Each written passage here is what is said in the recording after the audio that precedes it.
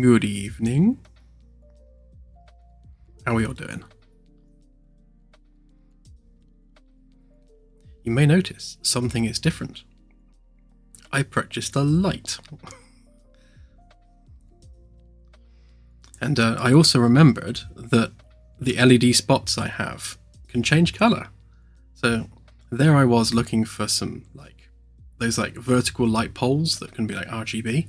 And I thought, actually, I have lights that do RGB already. Why don't I just use those? So I could have done this like a year ago, but yeah, I thought I may as well start looking more professional.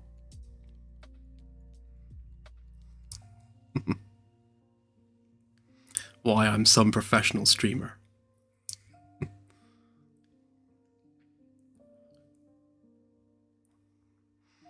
Ah, the cat. Yes. So any fans of Watership Down might be familiar with the black rabbit of Inlay that ushers rabbits beyond the grave at the time of their demise. Well, that's the kitty equivalent. It doesn't have a name. Let's call it the Black Kitty of Inlay.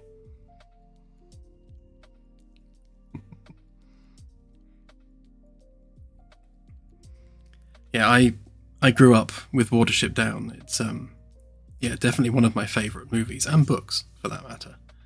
I love the world building and the lore and the effort that's put into the language and society of the rabbits. It's kind of like the Lord of the Rings of rabbits. It's very cool.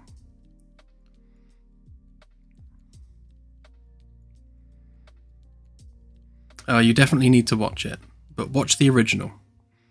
I believe there's been a remake, and I've not had the courage to watch the remake because I worry that it'll be nowhere near as good as the original.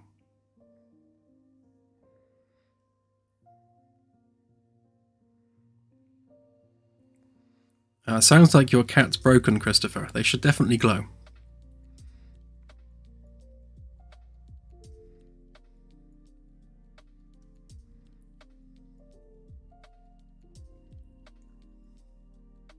Yeah, an entirely different rabbit.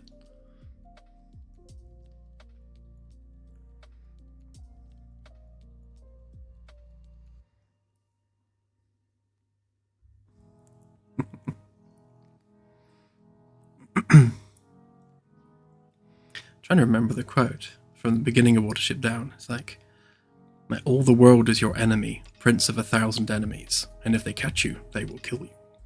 Something like that.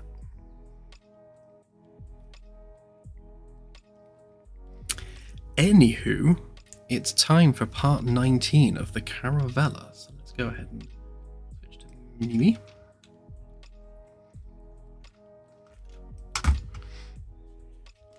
So last week we basically moved a bunch of this into the engine, which I may as well load up.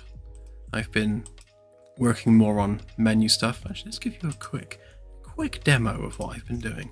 So I've put a little black border around the highlight on the main menu just so you can see it when there's a bright planet in the background.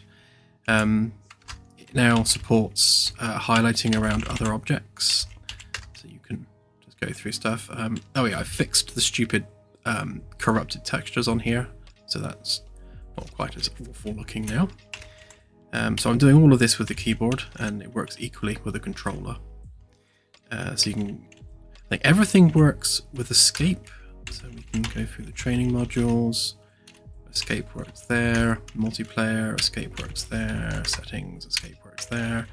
And credits, escape works there. And then similarly with the controller, you can go down to credits, press B to go back, go to multiplayer, B to go back, start new mission, B to go back. So it's all working. What I'm currently in the process of fixing, since I moved this to a physical 3D widget in world space, we can't type in these boxes anymore, and I don't quite know why. Pressed H, don't look at that. Yeah, for some reason it won't let me type, so I need to figure out what's going on with that. You may also notice it looks different, so I have just updated the look and feel of the UI just to bring it into line with the other UIs. So you've got that kind of UI style there, which is now the same there. It's very basic, but it does what it needs to. Haven't quite updated that one fully yet, but it will look like that one once it is done.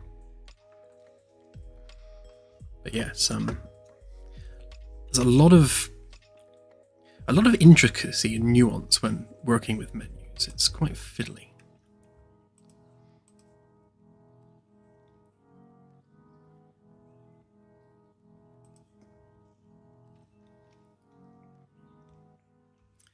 Yeah, so last week we got as far as moving all this lot into the engine. So we've got decks 2, 3, and 4, or is it just 3 and 4? No, 2, 3, and 4. So we're only missing deck 1 now. Obviously there's a few bits that need chopping and cutting and moulding to shape, but then we will be good to go with it. But Claire suggested we do something slightly different tonight, and I think it would be a good idea. She said, why don't we start having a look at some of the interior paneling to try and get an idea of the look and feel of the Caravella's interior. And I quite like the idea of that, so let's do that.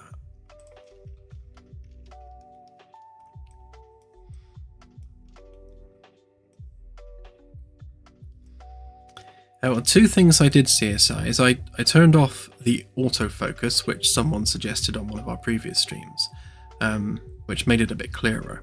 And I also upped the frame rate to 30 FPS because it was set to 24 before. So it should be nicer looking.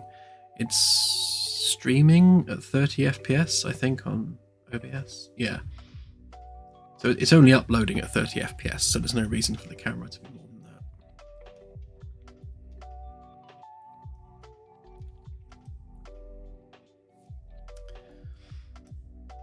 that. Right, where should we start? I guess this area here, because we've already started building out the like the framework bits.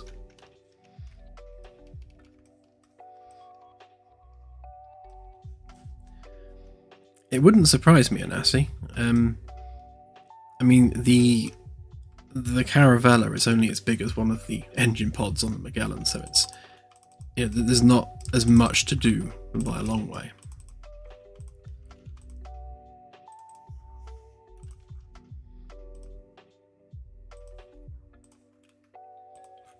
Sort out this edge because it shouldn't be all the way over there.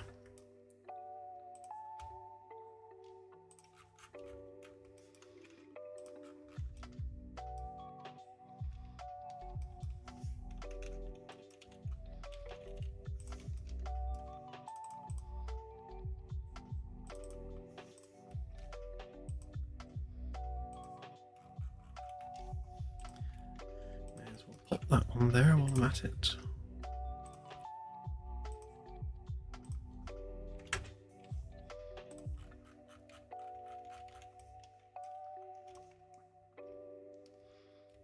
Okay, so we've got 4 corner posts that need to be sorted out. We've got the paneling that goes around there, and paneling for here. Just need to make sure that we have ample room for a door panel on there. These doors do look quite wide though. Yeah, 1.5 meters wide, so they don't necessarily need to be that wide.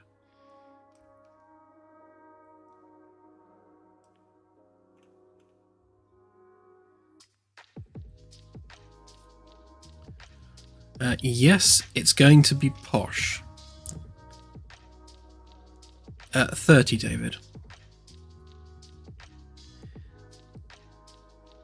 Yeah, so the lore-wise, the manufacturer of this ship, being Lunara Industries, is the same manufacturer that did the interior of the Magellan.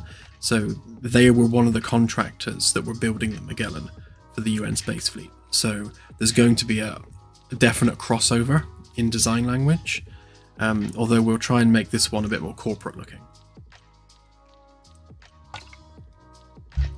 If possible, because the Magellan's already quite corporate looking.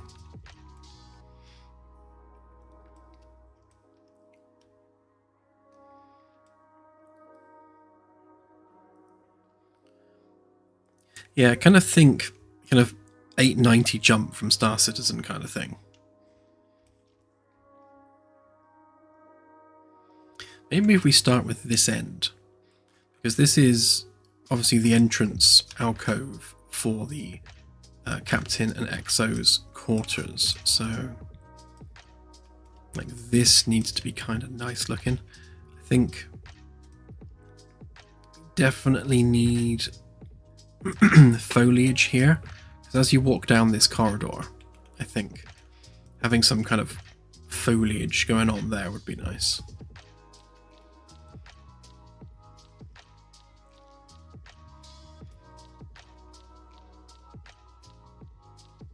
Yeah, I'm thinking sort of wood and gold. Maybe some marble here and there. Black marble, maybe. Ooh, black marble with gold inlay. Maybe even nicer.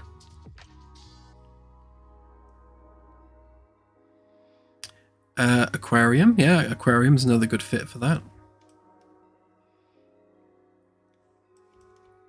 I think for going aquarium, I'd want something maybe with a bit more room. Let's see how much space we've got when we do it. Because it's going to have to... We need to have it come out at a diagonal, so we're not interfering with the clearance for the door. I mean, technically there's no reason for the door to be in the middle, but... Oh, actually, and we do need to move it over slightly because we need to leave clearance enough from the wall. So if we copy that to there, the design rules is that we must leave a 50 centimeter gap in any corner, lest we run into problems.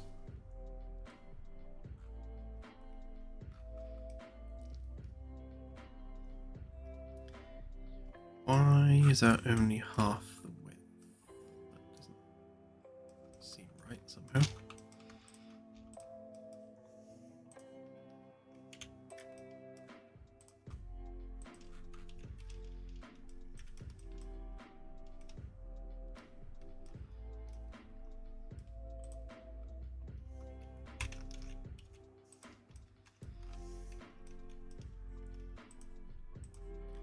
Yeah. I'm a big fan of fish tanks, so I'm definitely well up for that. It's actually one of Claire's main hobbies, actually, is fish keeping. She's a very avid fish keeper. I'm into it, but not to that extent. Like, I love having giant fish tanks, mostly providing that Claire does all the work.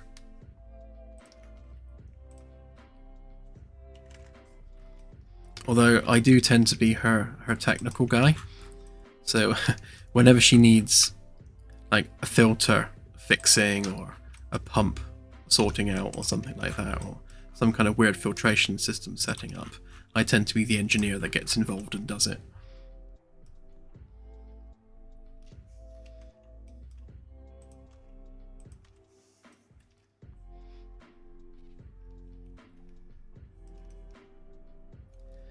So if we reserve this space for a corner piece, then that gives us basically all of this for some kind of a display, which is, I guess if we take it from the midpoint, that's going to be 2.6 meters, which is pretty good, really. That's quite a wide space. And then, of course, the door.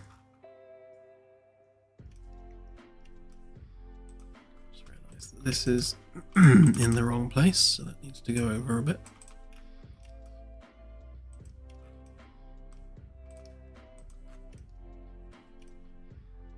For structural rigidity, we tend to want to kind of line everything up with sort of a continuation of lines. So if we've got a supporting wall here, we tend to continue that through to the bracket that holds the wall panel on. It just creates a more rigid, solid structure. So essentially the whole ship is a series of cuboids.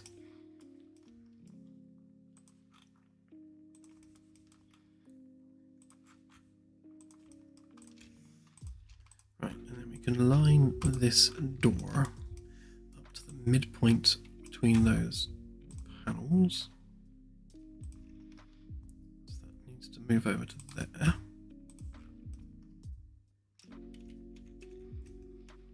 And now we're central towards the panels there.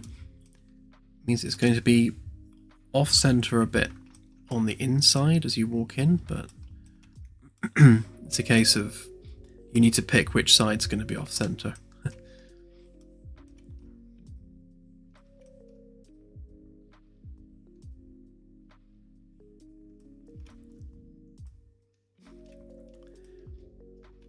Yeah, massive captain's portrait right there.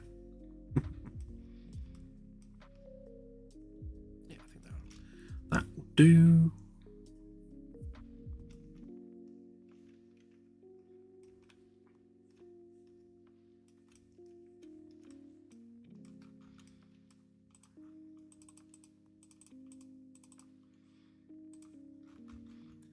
So before we start actually making panels, let's just make sure we've got our spacing sorted,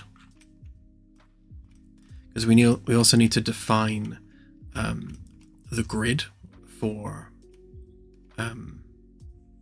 attaching everything to. We need to make our snapping guide. Every panel needs to snap to a shared center point as we make the segmented layout for the ship. So we need to define where the segments are going, which in turn defines where the snapping guide is going. So when we do things like fire spread and that sort of thing, it just means that we've got logical sections to work with.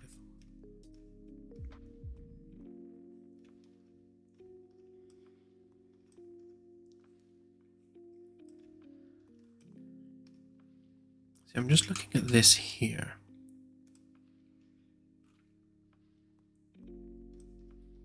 Right now, the door is in the middle in terms of the room. And I think for the crew quarters, it probably needs to be. Especially when we start adding the interior bracing. In fact, let's just work that out a sec.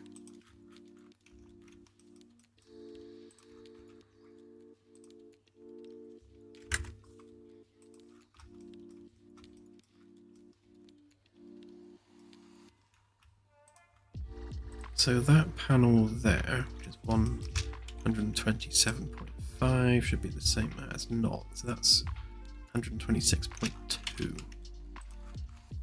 So we got 50 there. We should have 50 there. Which means the doorway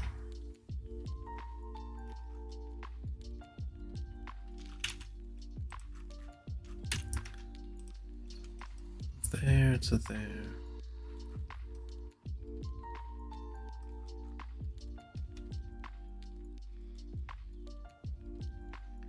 Yeah, something's slightly wrong with that measurement, because that's like 558.7 and then some. So that should be a whole number across there. So something is slightly off. So that's 40, which is correct.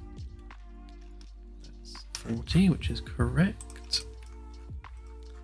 Well, bring in a copy of our segment guide here. So we just grab them.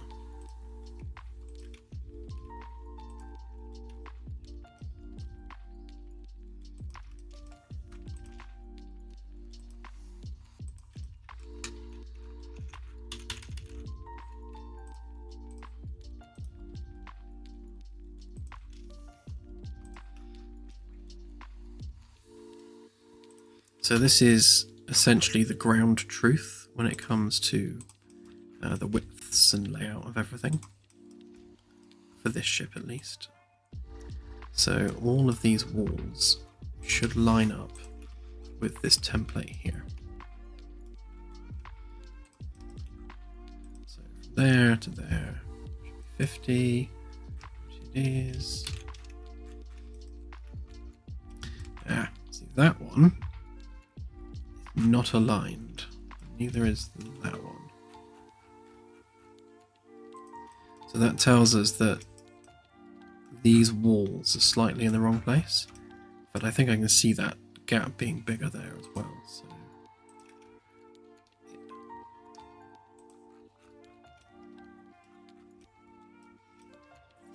it may seem like nitpicking, but when things are off by that much, all of a sudden you find that everything starts getting misaligned, which slowly becomes all sorts of nightmares.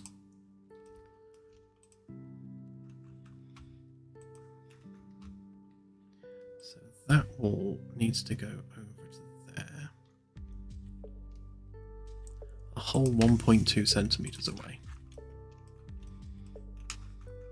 Which means that that join in the floor should be 20 to the outside edge, which it is. And it should also be 20 to that outside edge, which it is not. So that also means that one needs moving.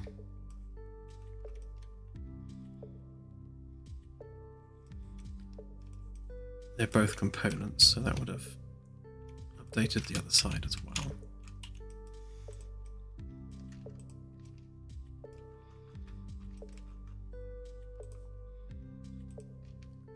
Move that one over to, again, 1.2 centimeters off.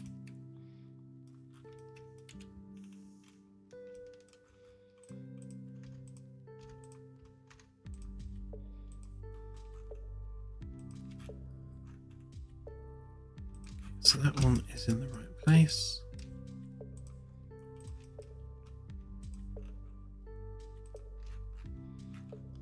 And that one is now in the right place.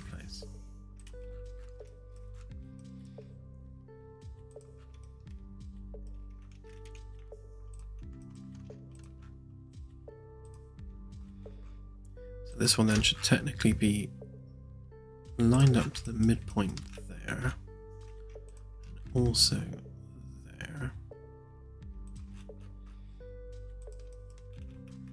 which means the panel that goes here, which is 1.3 meters, should be exactly the same panel that we can put here, which is also 1.3 meters.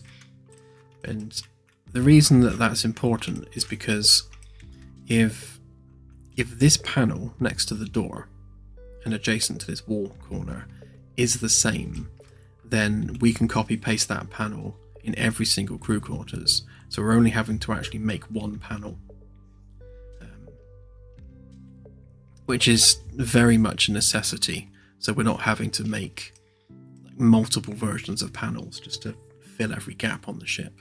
So the more that we can be consistent with panel sizing, the more we can copy paste, because copy paste is good in this scenario.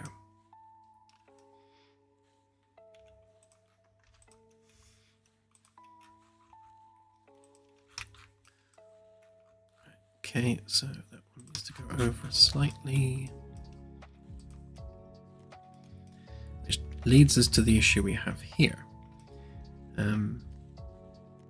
So I think what I'm going to do is, rather than having just a set corner piece there, I'm going to move that bit over. So if I move that over to, yeah, there. And then we don't have one there.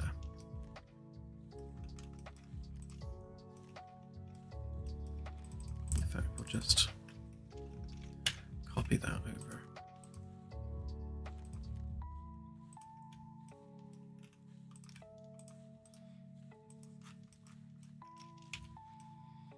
So the panel that goes in here will just be a panel that wraps around and goes along a bit, which gives us equal size panels either side of the door.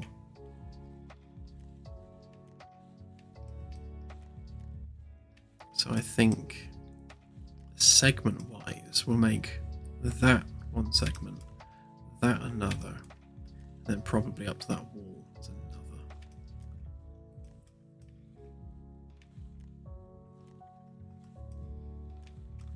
Then we'll probably make the stairwell as a whole one segment in its own right. Same in the middle and same here. And then make that one segment.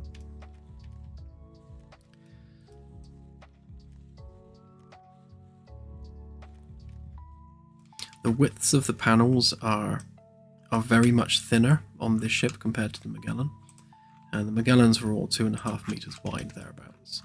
These ones are like 1.3 there, 2 meters there.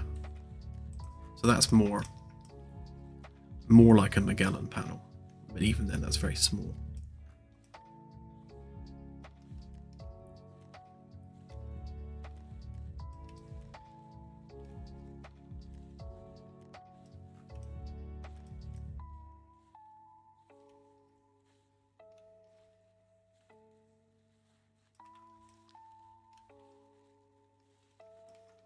Wondering whether it's worth doing something similar there, because it would allow us to move that door over a bit.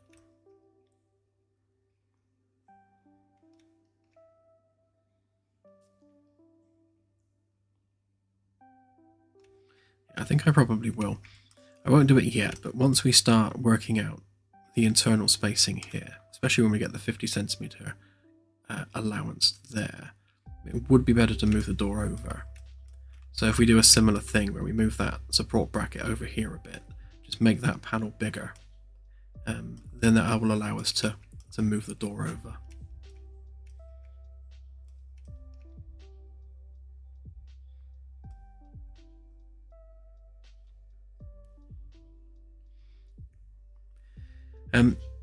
Good question, Timbo. More because we can. So the options here, either we have a staircase each side, or we make one side a lift. Obviously the main stairwell is going to have a lift going up the middle, and that's sort of the main crew lift that goes throughout the entire ship. The lift that's going to be in the shuttle bay is obviously just a cargo lift. So yeah, one could argue that this particular lift is maybe a bit pointless, but then, you know, if let's say that the captain had something heavy that they didn't want to take down the stairs, they can just take the lift, or perhaps they hurt their leg, perhaps they've been injured and they can't use stairs right now. They can use the lift, otherwise they've got to walk all the way down here to the main crew lift and then walk all the way back again.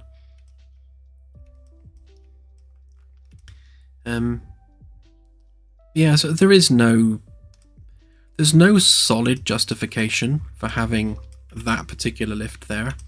It's literally just because we can. So it's either a lift or two sets of stairs. So I think having a lift and a set of stairs is just better. It gives you the best of both worlds.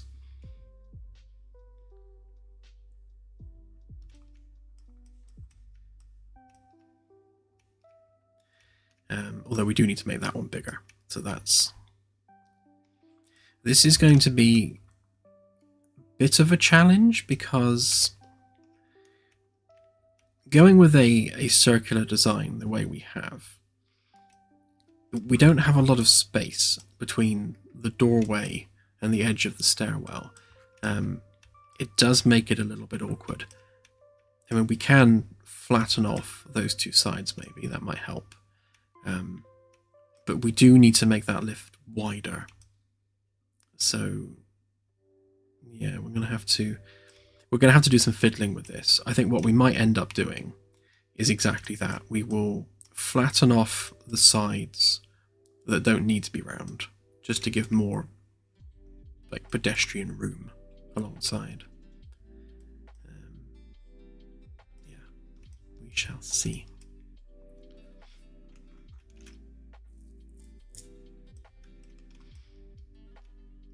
Okay.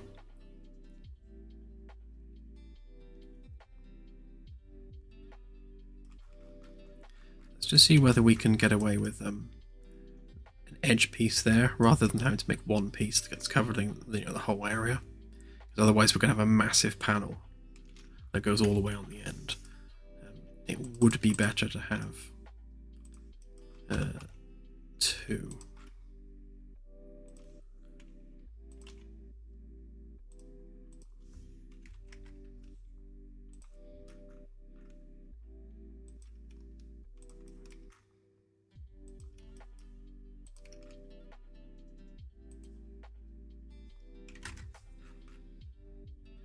So if we give ourselves that 50cm gap, that is room enough to fit a door panel in, so I think we're good there. And we'll make this one unique, because unlike the other one, this one does need to have only a half length, because this is the cut line through the middle, so we need to make sure we leave that cut line intact.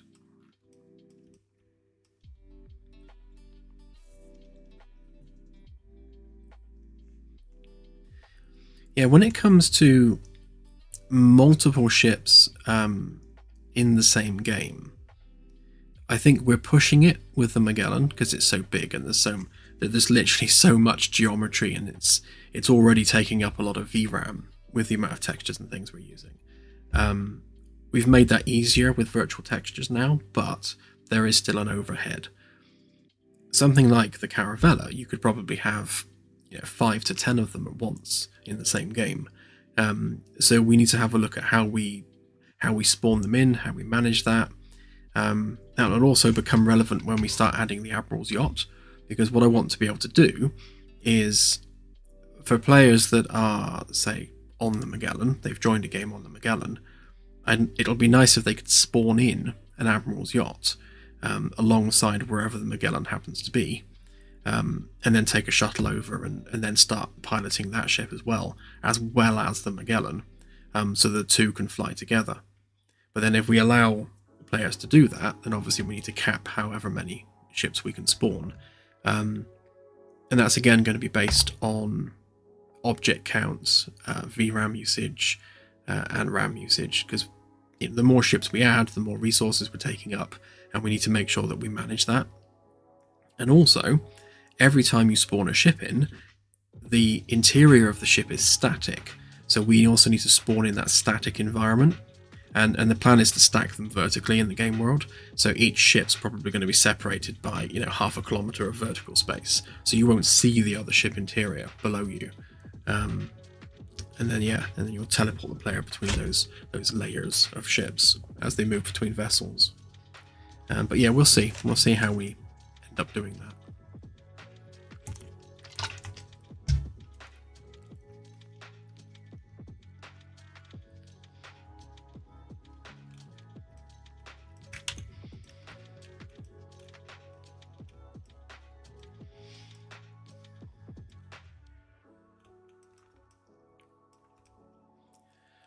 When I started making the wall panels and things for the Magellan, one of the first things I started thinking about was the shape.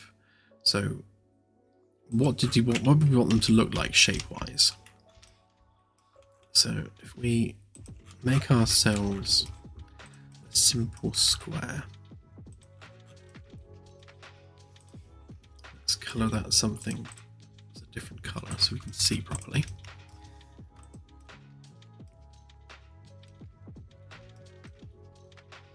So if we define, I guess, some safe zones around the outside. So this is going to be for like a curve, or like an angular bit at the bottom, or something that sticks out in the middle. We want to, when we design the ship, obviously we're designing it with square framework. And the reason we're making it square is so that in the future we can do different styles of interior for the same vessel. So we've got that physical cavity where we can fit a wall panel. So if we design a template that has safe zones for bits that stick out, it means that we can put any style of panel in that particular spot, as long as it adheres to those, like, you know, don't stick out more than this kind of safe areas. So if we say, I think I used 30 on the Magellan. Guess we'll go with the same for now.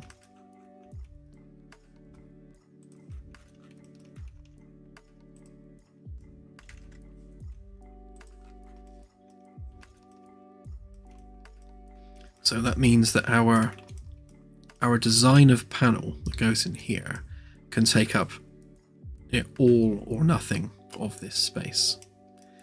Although if we're having a particular sized ceiling panel, then whatever wall panel we make is going to have to come out at least that far at the top, be that angled or curved or whatever else we're doing.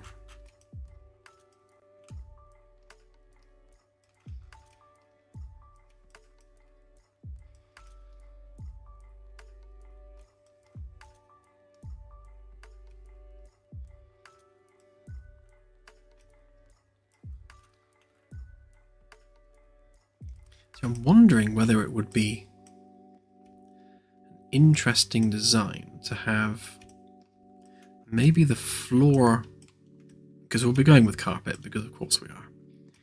Maybe have the carpeted floor actually curve up. So it's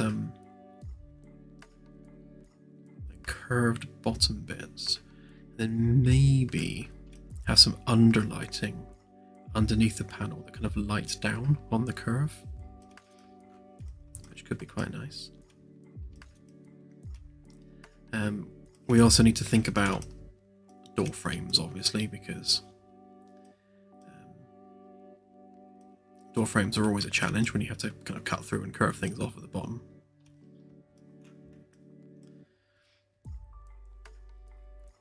Yeah, the Roombas would struggle a little bit with curves, but I think given that the curve would be located kind of under the panel, it's more as an accent rather than something you'd be walking around on, so it shouldn't get too dirty because you're not treading on it.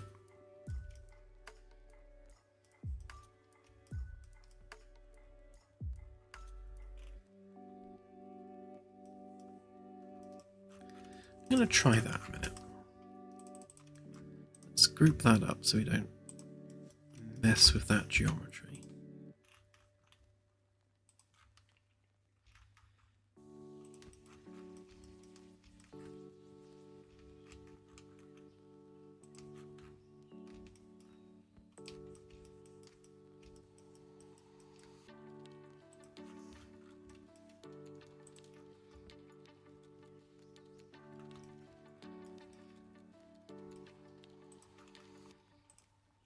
So for the sake of consistency, we do 1 inch thick floor panels.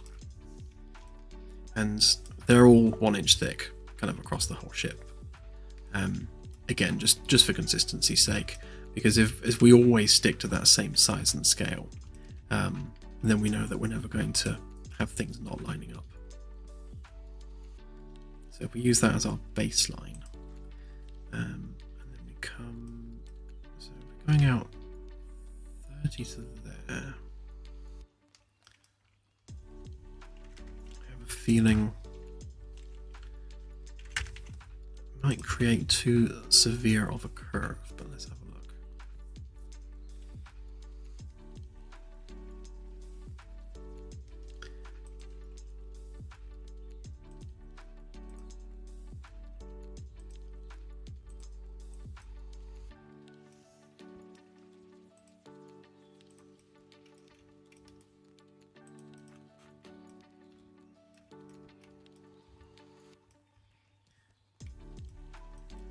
So a lot less than that, I would say. Get rid of these A deck bits a minute because I keep getting the camera stuck in them. Go away. I do like the idea of the rounded floors though. I think it's going to be nice if we can maybe make it a bit smaller. Hey Don, good to see you.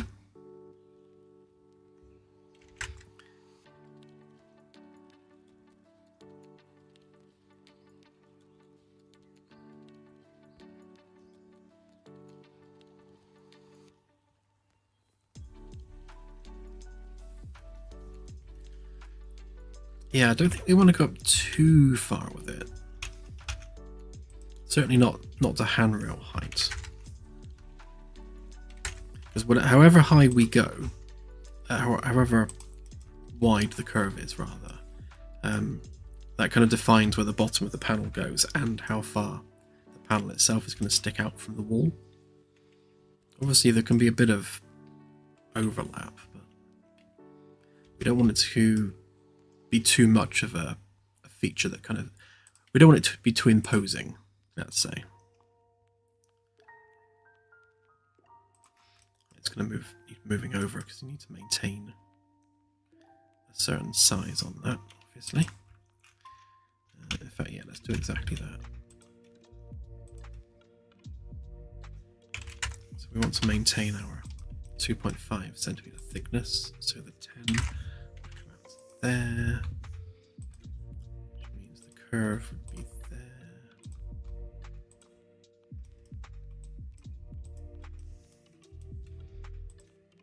And we'd round that off as needed.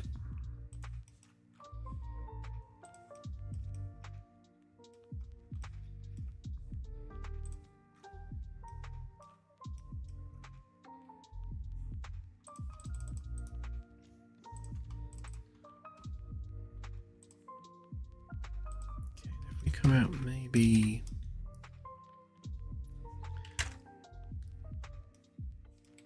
let's say 50 and make that our trim.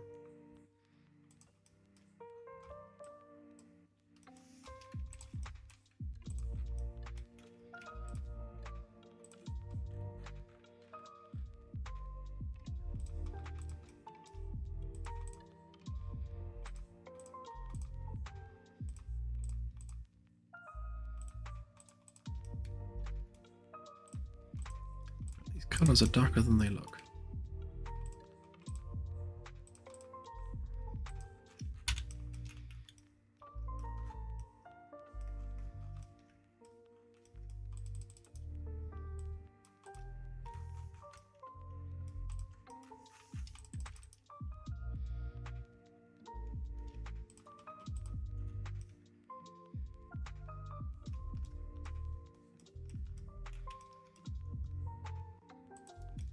So then the wall panel would have to, I guess, have some clearance above there for its backing. So let's call that the backing bit.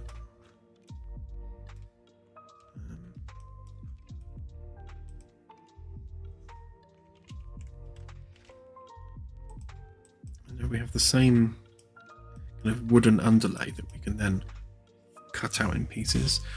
What I like about having the 2-layer thick panels is having the wood behind the white bit is that you can cut holes in the white bit and the wood is behind, kind of just being revealed. So it doesn't matter what shape or style you cut out of the white panel, there's always a wooden trim behind.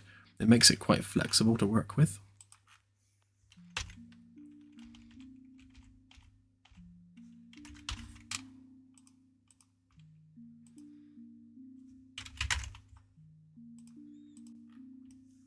These look really, really wide, but each of these panels are only an inch thick, and an inch is not very big. It's funny, when you look at it in VR, you really appreciate how thin the panels are.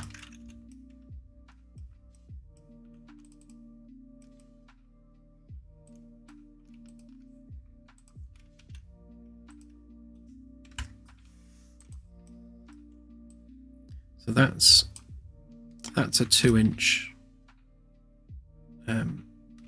gap there.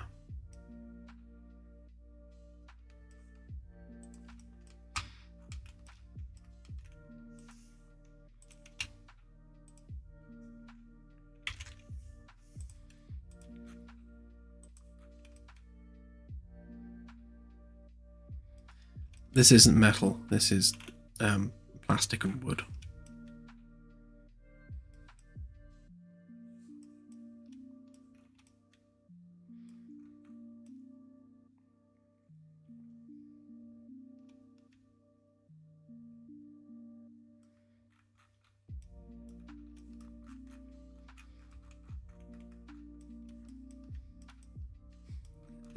Indeed it can, Max, indeed it can.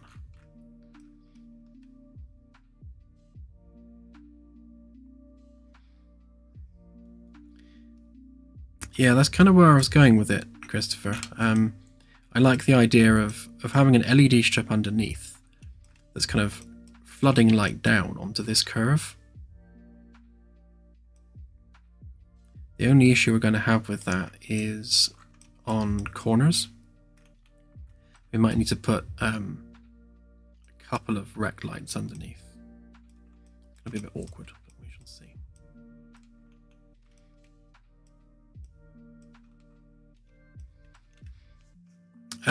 Spawning's done, Don, so you can spawn and walk around.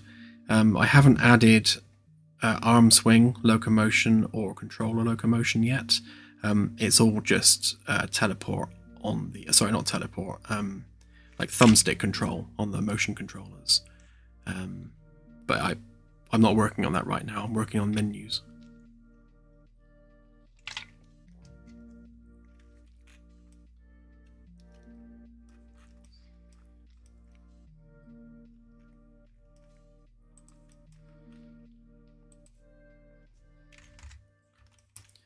So handrail height would be about there. So that's 1 meter off the ground.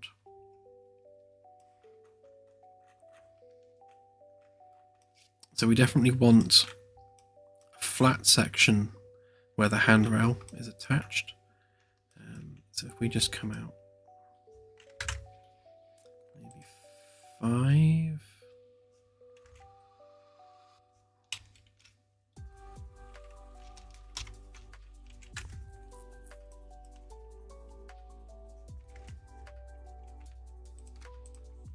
Just a placeholder for now. So, yeah, so that would be kind of where the handrail goes. So this bit at the bottom, we could actually have that come out double the width. Maybe do something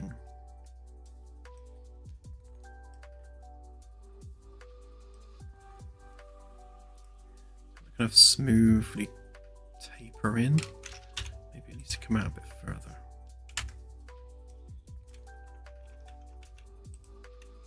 Or maybe exactly as far as the curve, to be honest.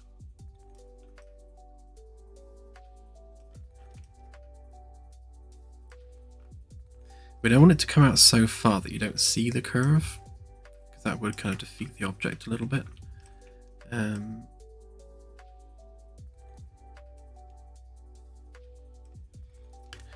Although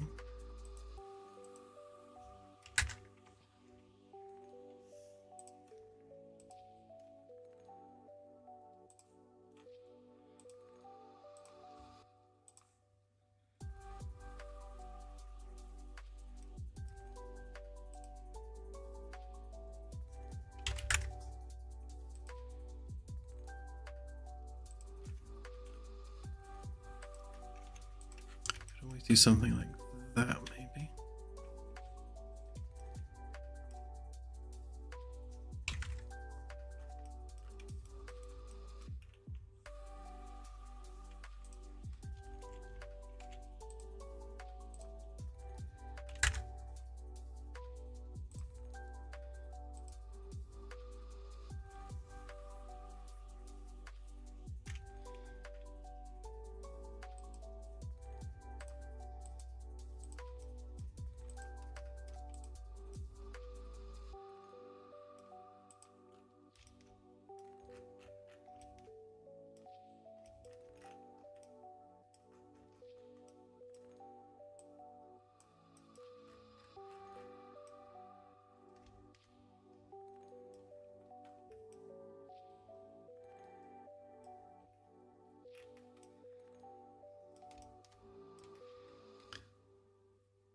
rounded would be better there, I think.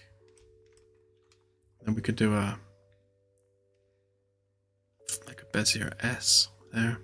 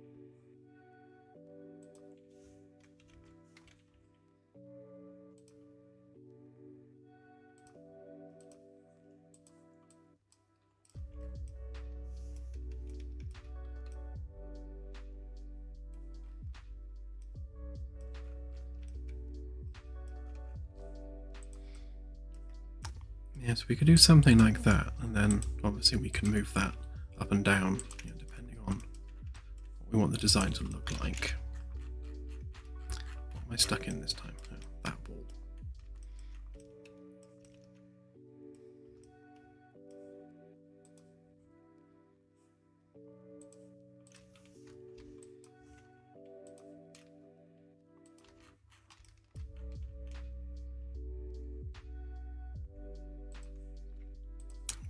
Height-wise on here, yeah, we're going to have brackets coming down from the top, aren't we? So, yeah, it can't go any higher than that. So that's the maximum height there, which means the attachment point for the ceiling panels will be on that line. The ceiling panels will drop down from there. So if we go out to that edge,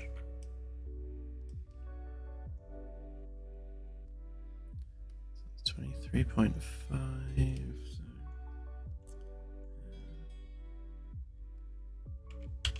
So 23.5.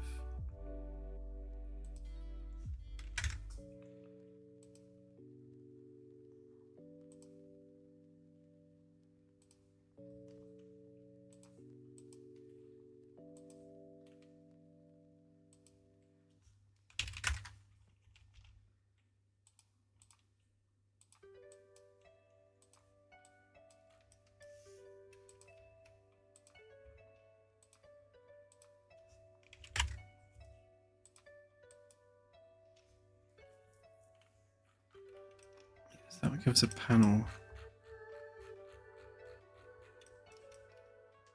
Looks somewhat like that.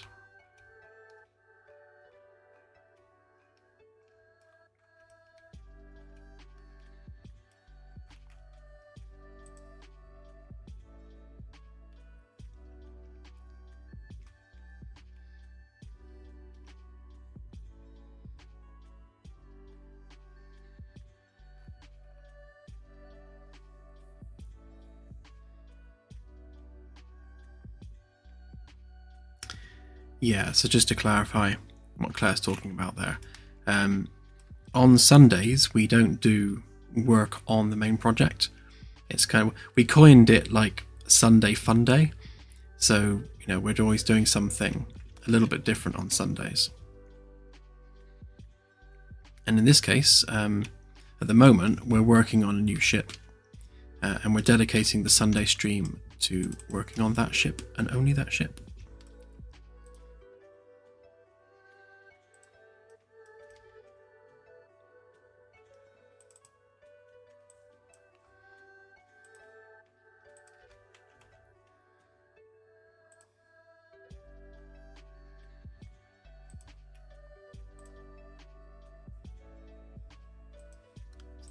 Come down 4 centimeters to make sure we've got clearance enough to add all the layers. I am thinking, however, we might need to make the curve a little bit less harsh, for the simple reason we want it to curve around corners. So let's just take 50 there.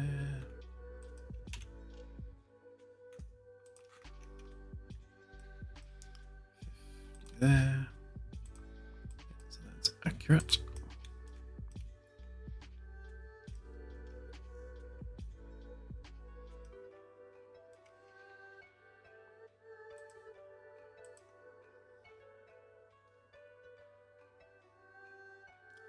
So if we give ourselves a little bit of straight edge to work with, make the curve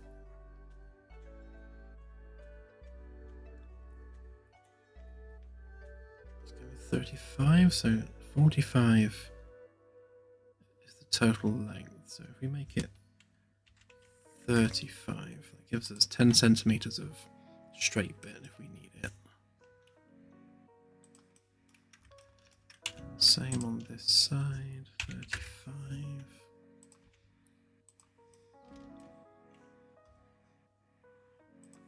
we'll curve that off.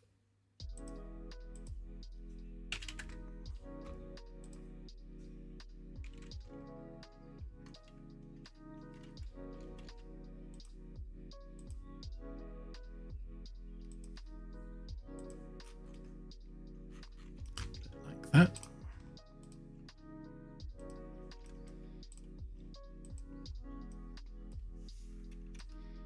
So that's the curve that would be our path for this.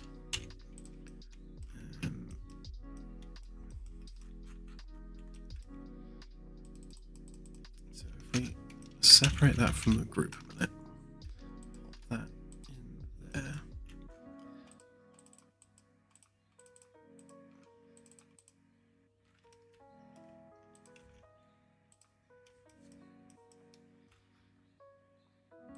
So the objective here is to have this follow that path and see how well it handles that curve.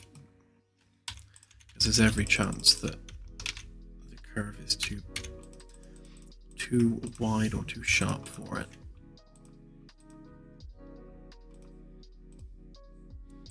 Oh, no, we're in luck.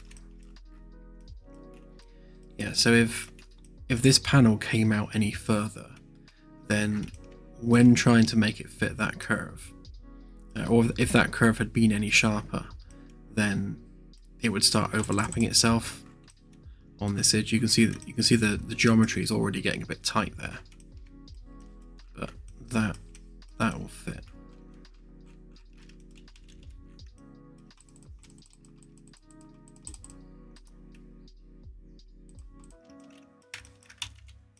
Yeah, so that would make that kind of a design on there.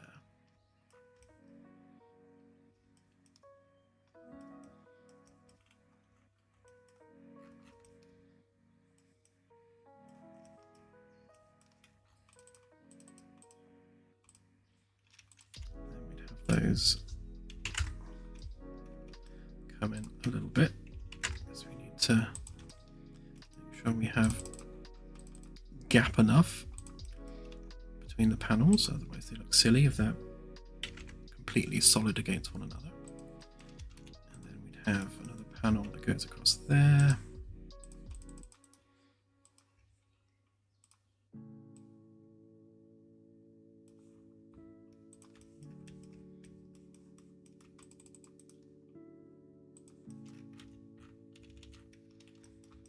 So something like that.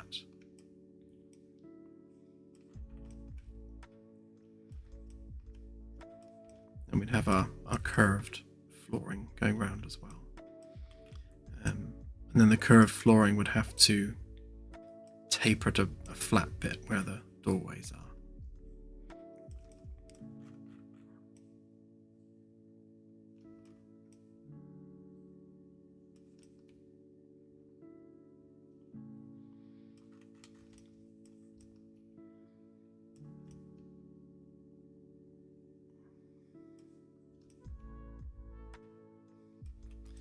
wondering actually whether we rather than having the LED strip hidden and shining straight down, we could actually have it more of an angle so that it's visible. Whether that would be a bit distracting though, with like LED strips all over the floors.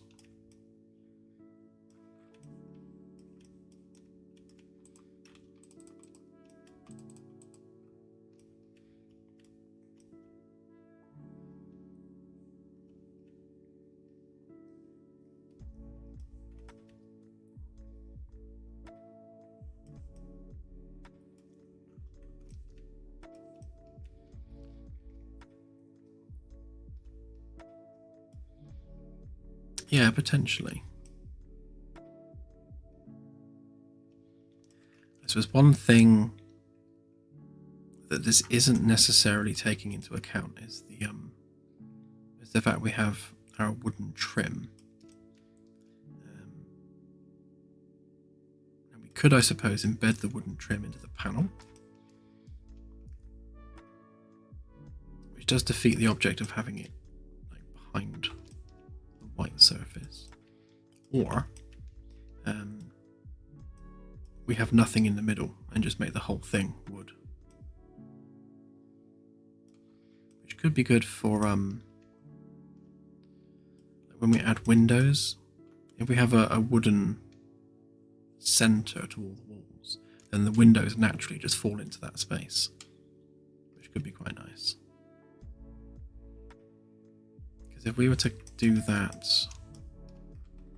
roughly where the handrail is,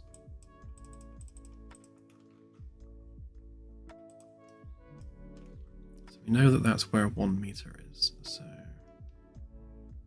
handrail is probably going to be taller than that. So what's that? That's, so if we say that the handrail was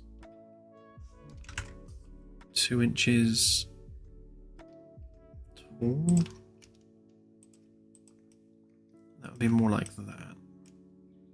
So if we chopped that at equal height,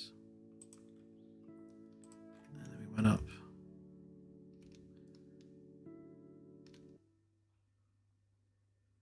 I guess a meter, that will take us to there.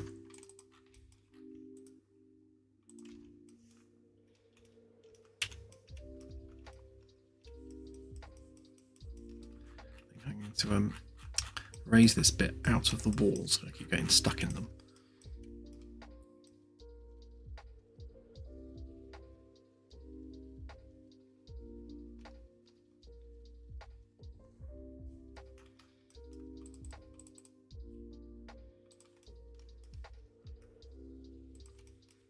Okay, so we do a chop through there, and then a chop through there.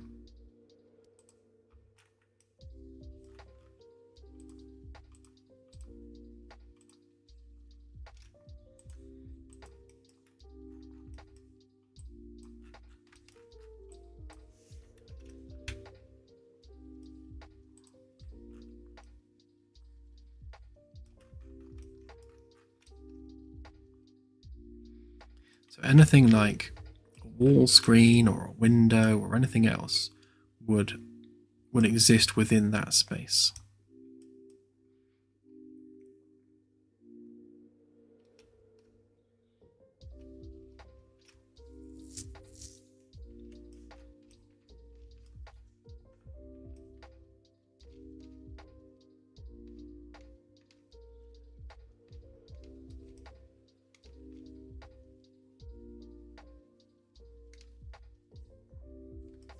Okay, so if we get a couple of these panels modeled up and get them exported, then we can see what they actually look like in situ.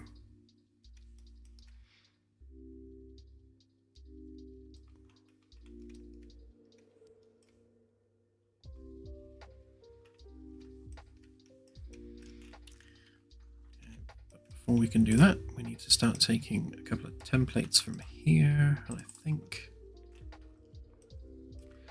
having this end on a curve, I predict is going to cause some issues in the future. So I think we will,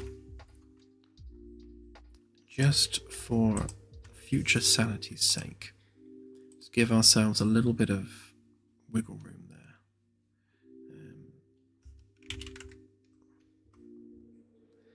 Give it an inch.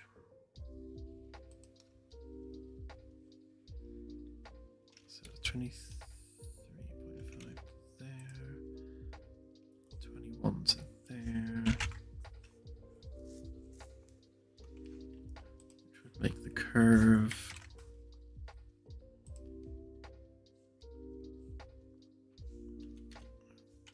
from there to there, 90 degrees.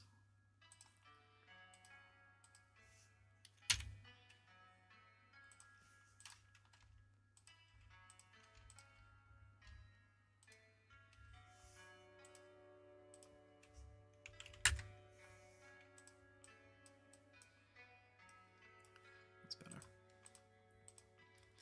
Just having that flat geometry at the top means that when we're curving it, it's easier, and if we have to join anything to it, we're dealing with a straight edge rather than an angle.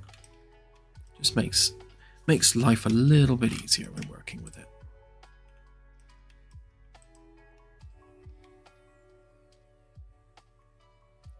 And then to handle all the other bits, we need 1 and so 2.5, then 3.5.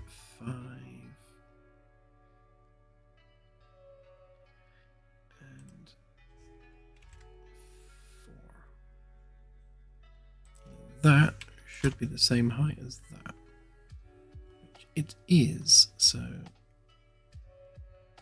we are winning.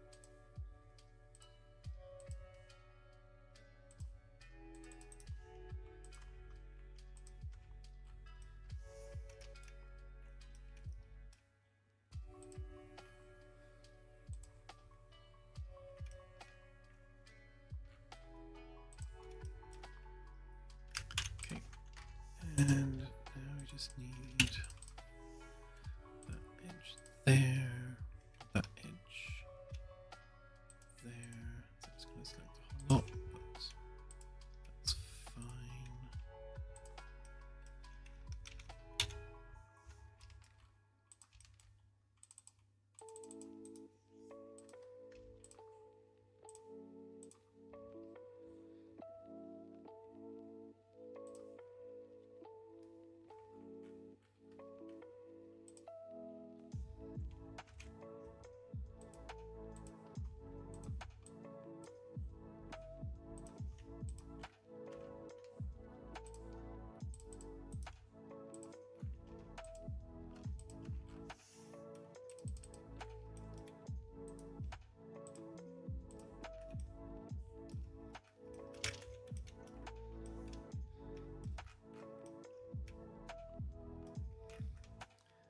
So there's our template.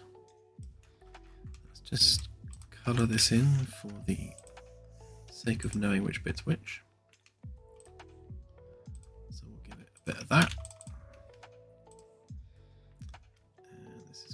wood, so we'll make it kind of wood colored.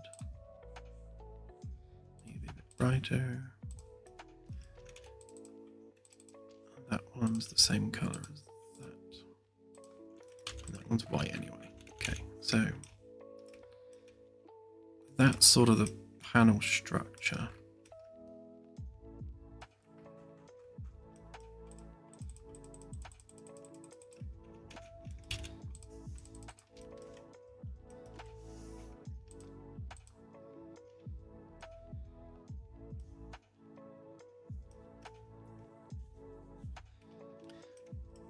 I'll leave the bracket for the handrail till later because I want to do something a bit more ornate with that.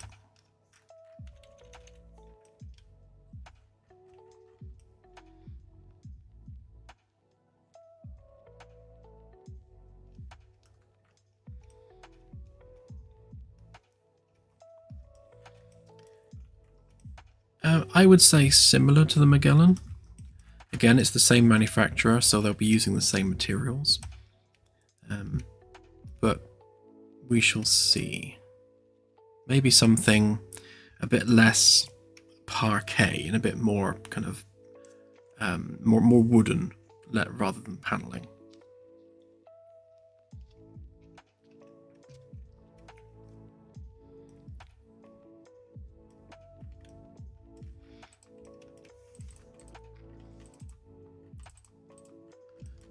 Get rid of that a minute.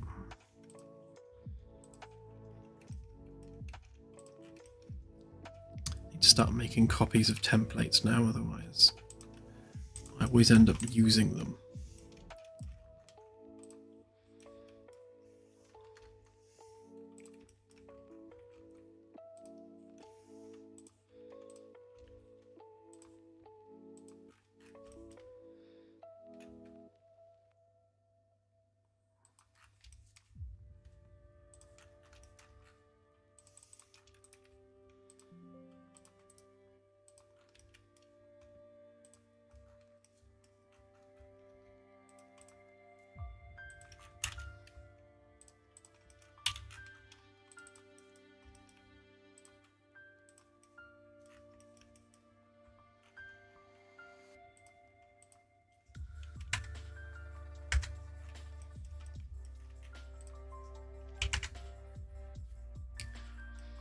The idea there is that the little overhang we've got is so that the rubber bits kind of butt up against each other to create, I guess, soundproofing, and it stops the panels from rattling because it's just the rubber bits that are touching.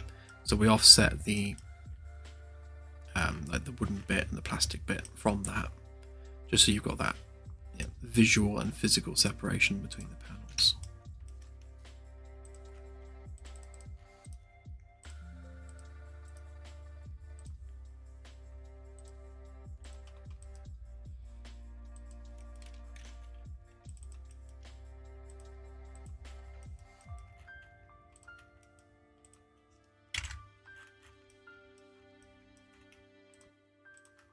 And this bit's just a physical separator between the panels, so let's offset that a bit as well.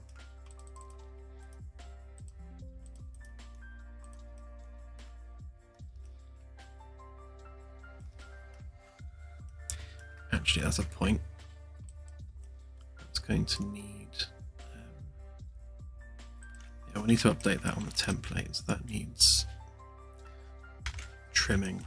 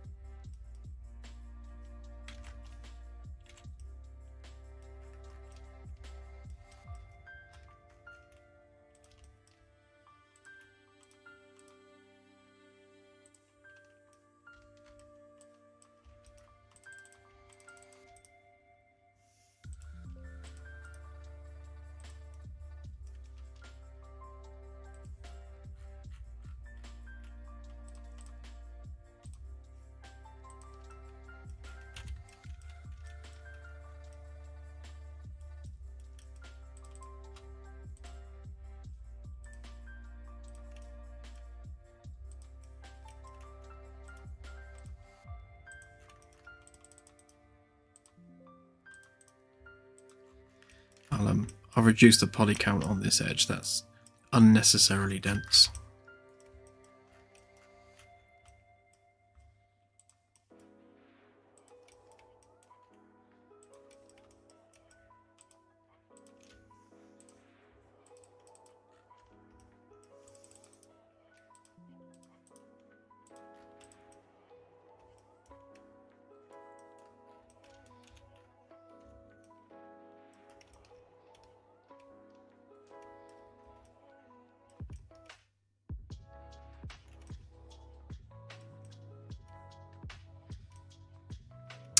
Yeah, not too bad. So if we component that up, then we can then copy that across, and then that panel can be used anywhere we need that particular style of panel. So, case in point, come over here to this wall. 50.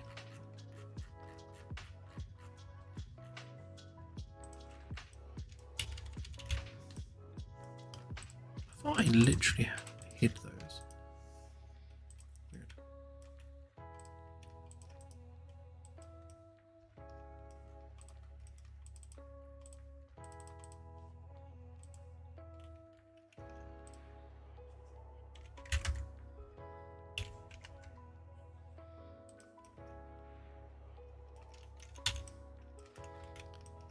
Yeah, so it will look somewhat like that.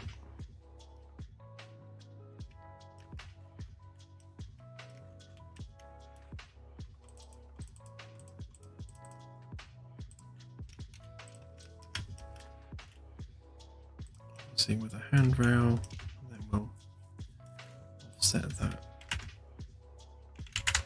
bit from there.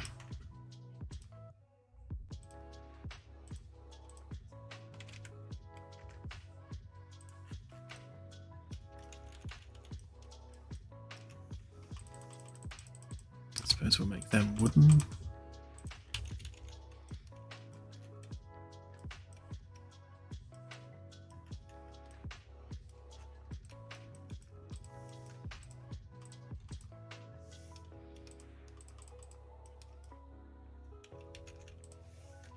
We pop that on there, and it will mirror to both sides.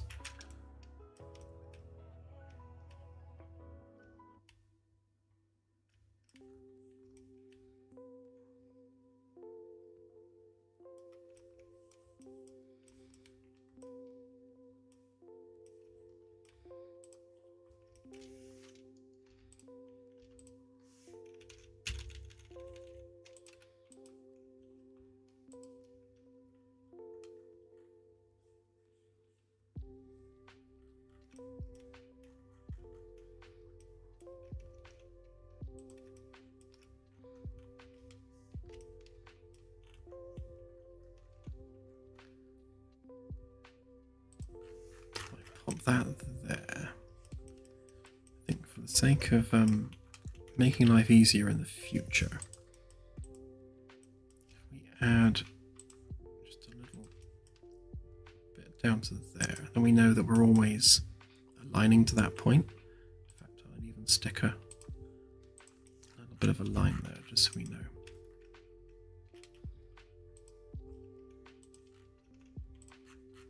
And I shall update our template accordingly. Now when we're positioning them, we always know like where we're positioning them to.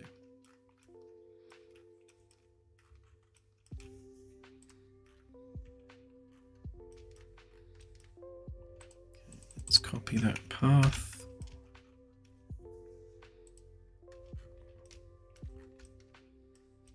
And we need to use this path for each of the layers. So one for that one.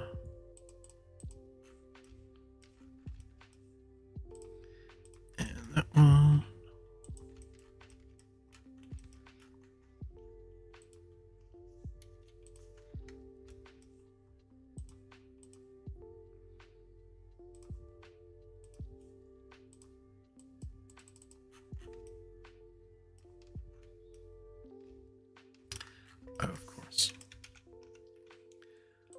I've got to update the template.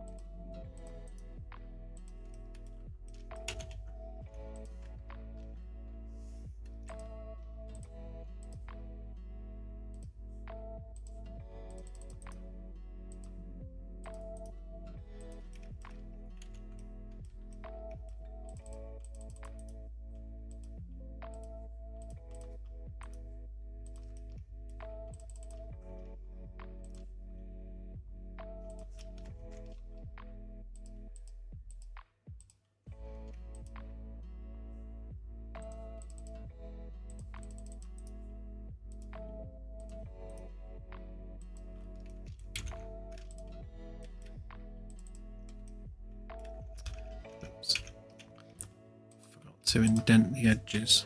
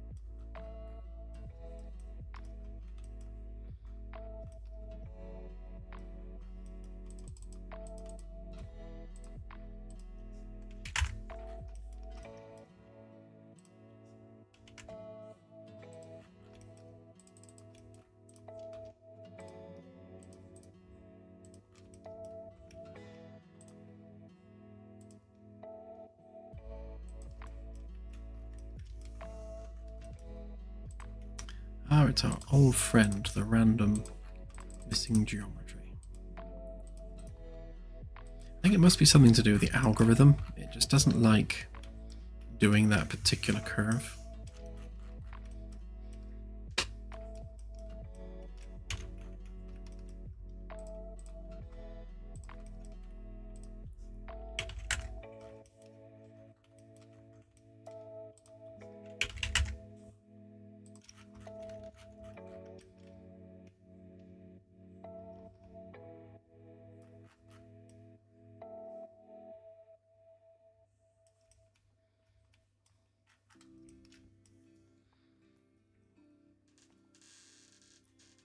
See you, David. Have a good one.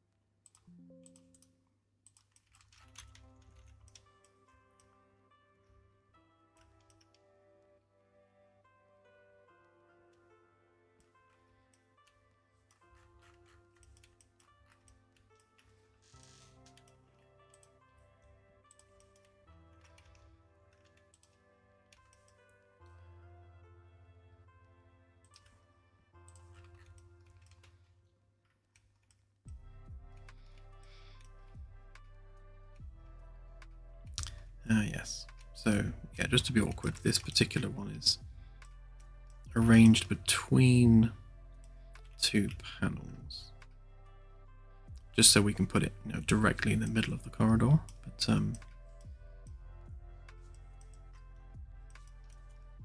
mean, maybe we don't do that, but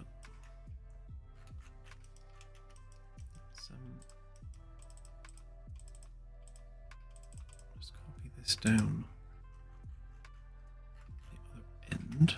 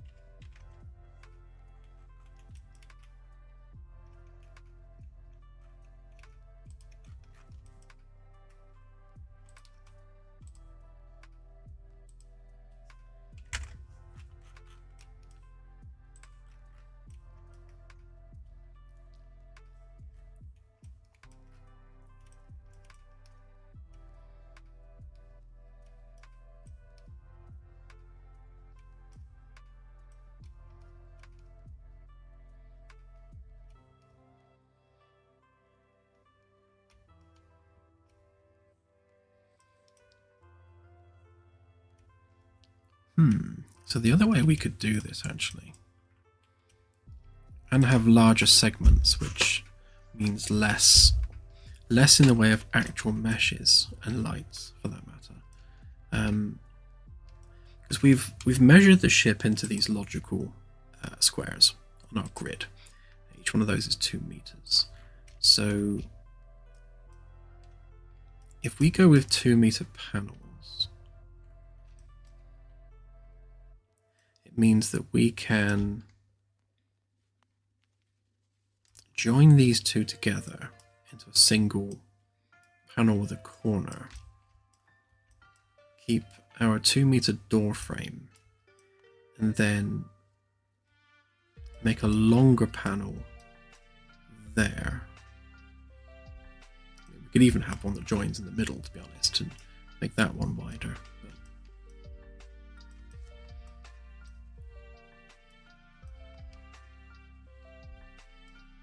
Yeah, I think I would definitely be inclined to join those. Let's just see what that looks like a minute.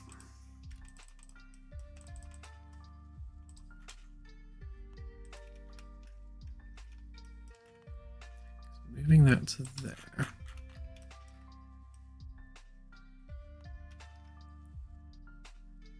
Because we can then have...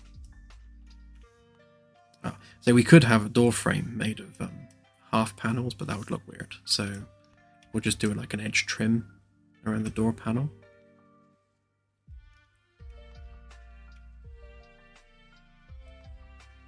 We could make that work. Which means that that one, being the only actual straight one, would be a different panel from the rest.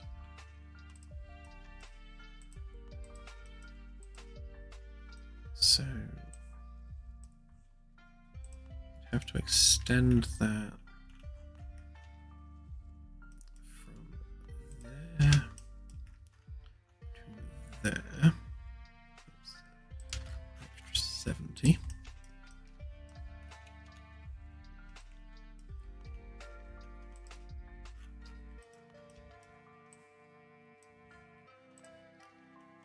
So there, extend that by 70. Extend that one by 70.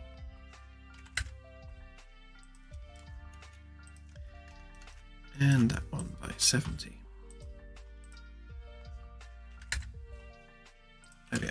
and the handrail. For some reason, is not a group.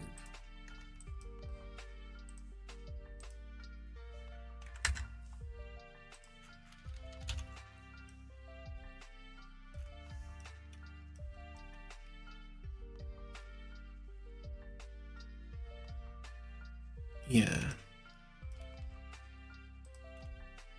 So that should be 2 meters for that panel. And then that one becomes 1.8. So despite having the corner on it, it's actually a smaller panel anyway.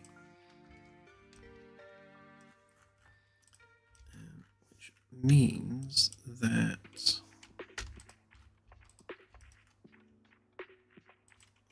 those a minute and that one.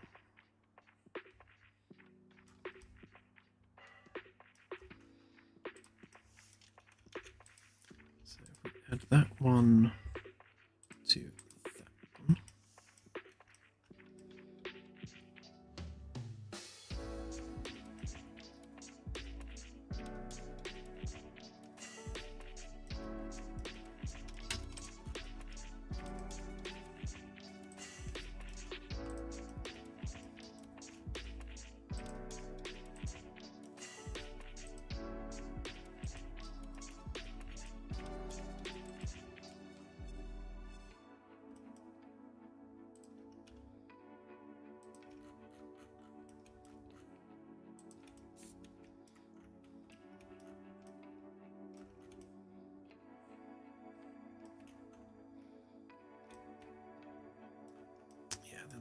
That one needs to be replaced with a one that goes around the edge. That one joins up, that one becomes irrelevant. Copy that one to there.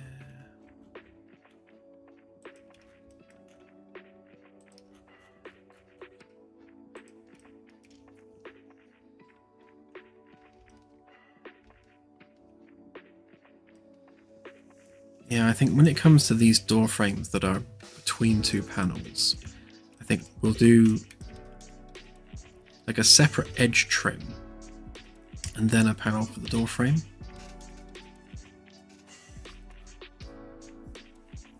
Music suddenly got very loud. Is that, I think, just one track in the playlist is just way louder than the others? And we should actually have some more music coming soon, which should be very, very cool.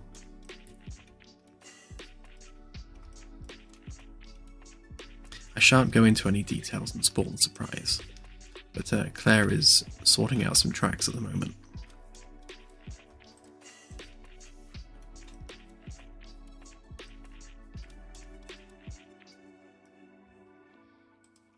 Oh, that's good to know, Scorpio, thank you.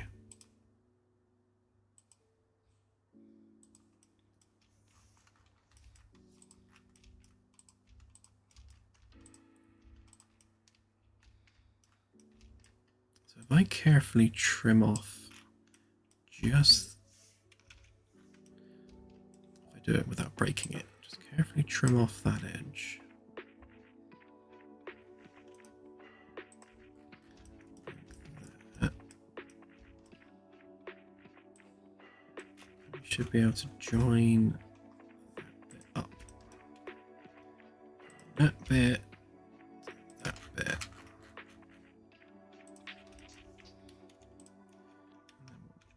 Get rid of that from there. Paste it in there. Explode the group. Do some jiggery pokery. And then we just need to delete that bit in the middle.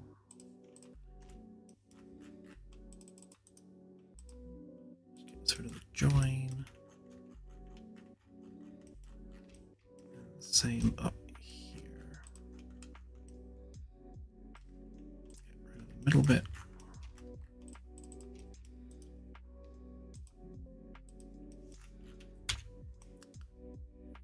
And they are magically joined together.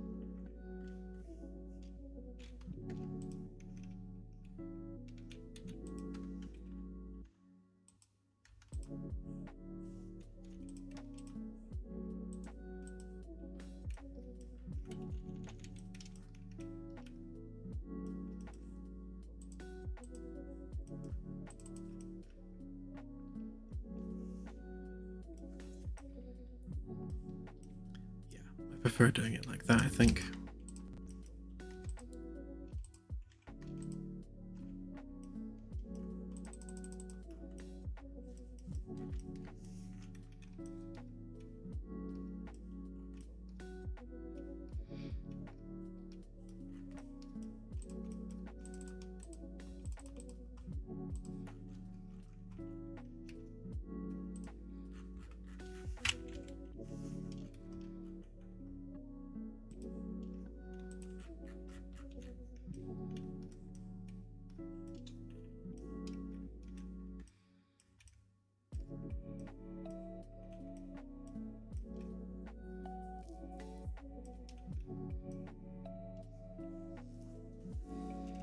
Okay, so the door frame, that will fit nicely into there.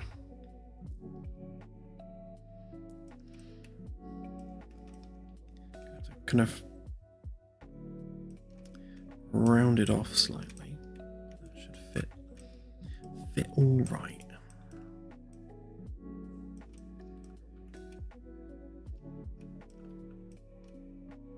Okay, and then that maintains our 2-meter grid size for the panels.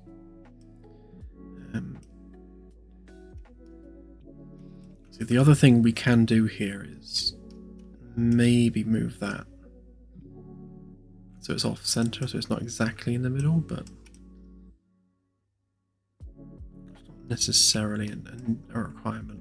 Plus it means the door would have to be smaller if I did that, because there's only a 2-meter gap and it's a 2-meter door, so we do need room around the outside of the frame for a panel. So I think I prefer the idea of just having a little trim panel and then the main door frame.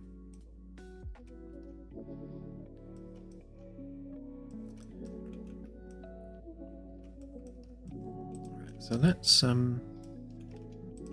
bring the floor panel into the mix and see how that looks. So again, we're lining it up to the same segment. Sick bay on both sides.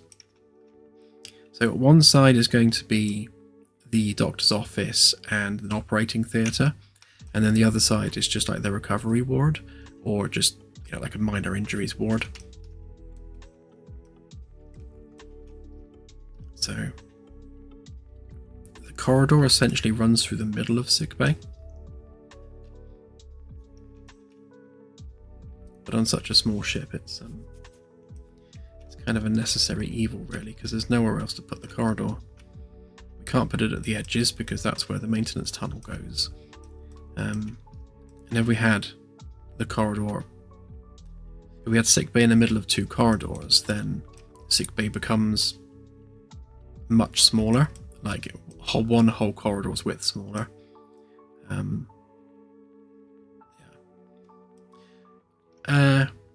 Yeah, it's.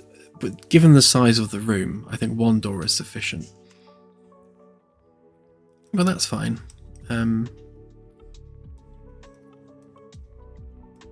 It's nice in a way to have the ward separated from, you know, the operating theatre.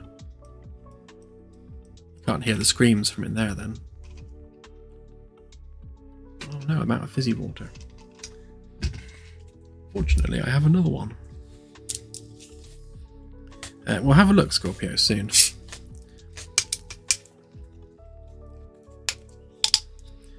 Yes, all of the wall panels will be removable. So, just like with the Magellan, we're going to have commodities running through the walls. Or do you mean the actual frame? Because no, the frame can't be. This is essentially the backbone of the ship running through the middle.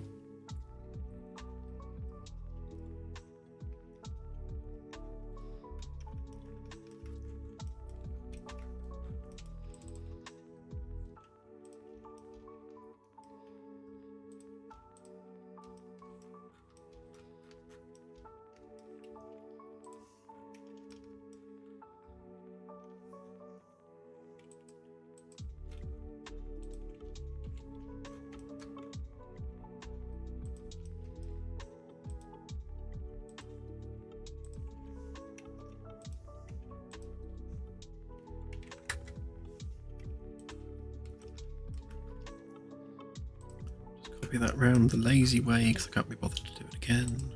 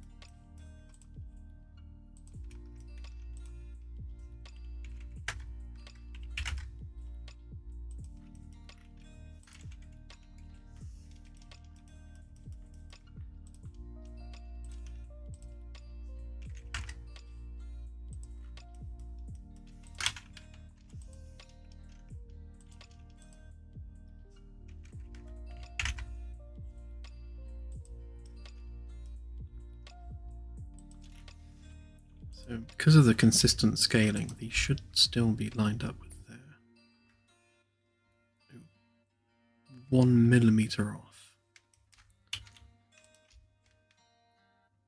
Wow, such inaccuracy.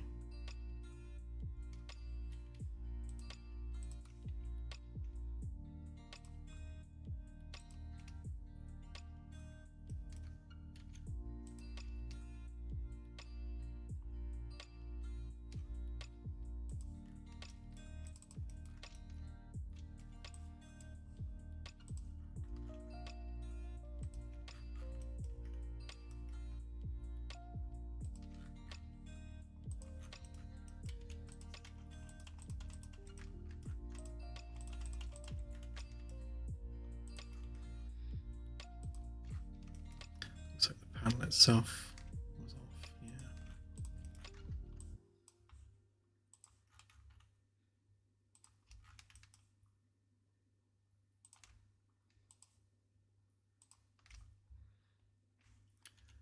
So we're accurate there. Not accurate there. Did I not literally just do that side?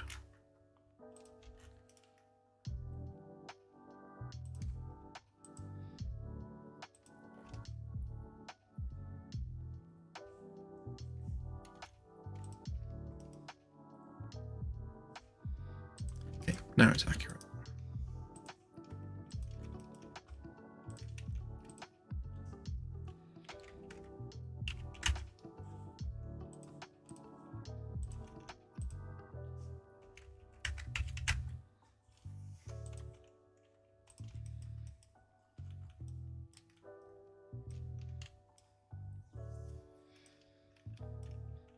Okay, starting to take some form of shape.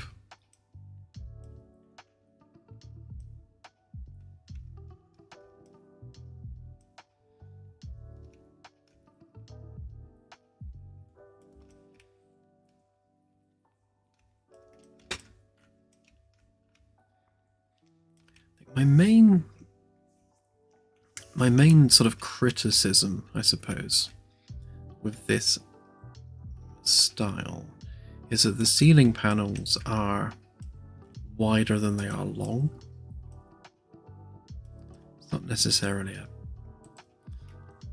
a world-breaking thing, but just not ideal for some reason.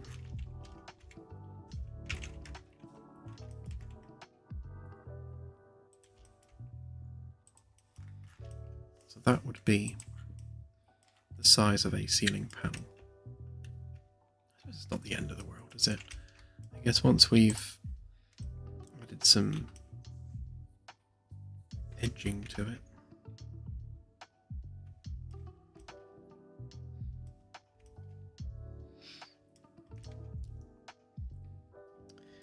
Now, if this were the Magellan, then obviously we'd have the grid or the grill either side where we run our commodities.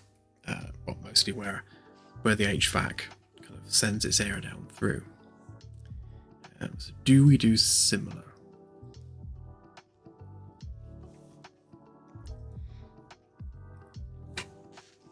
Again, it's the same manufacturer, so we want them to be similar in scope, but how similar becomes the question.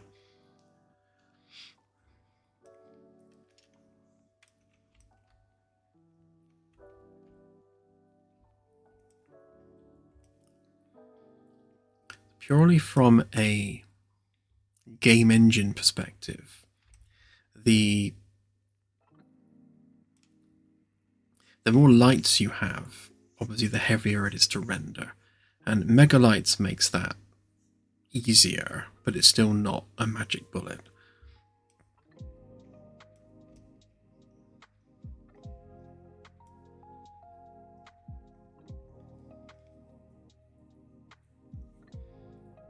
Yeah, I was wondering whether we have side lighting rather than central lighting, but I think we will stick with central lighting. I'm just wondering whether we have more integrated HVAC vents rather than just an open grid like the Magellan has. So the Magellan's a little bit more rudimentary in that regard. So we could have more of a molded grill. So if we do something like that for the actual metal work, so there's like a metal backing to the panel, which is obviously what gives it its rigidity, and then the plastic bit hangs down underneath.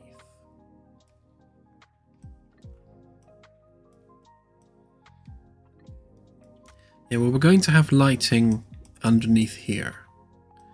At least that's the plan. I'll see how it looks. So, yeah, we'll see. We'll see. Because if you have too much lighting, it starts to look a little bit J.J. Abrams. You get like just lights in your face everywhere. The main stairwell of the Magellan's starting to look a bit like that, so we need to dial it down a bit.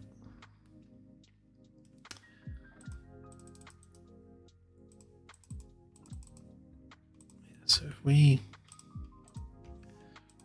make that our backing sheet, and then on top of that,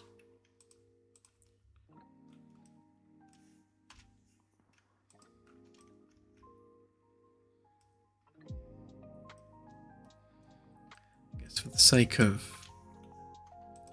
visual consistency, I want it to be the same general, same height as that at the end of the day. So that's 4 centimeters thick. Yeah, never the JJ.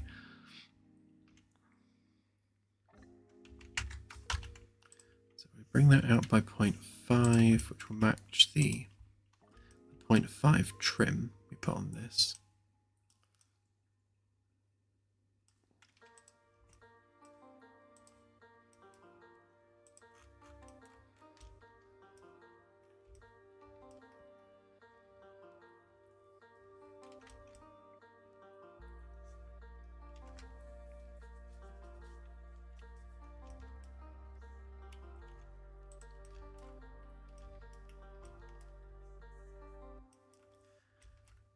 Right, so if we have a flat section each side,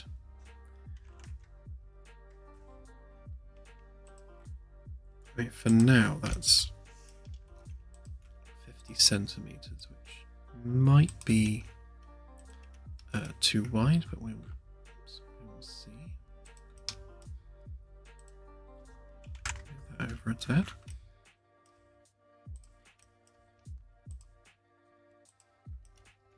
And the question is, how much do we want the main panel to hang down? We say double the height of that.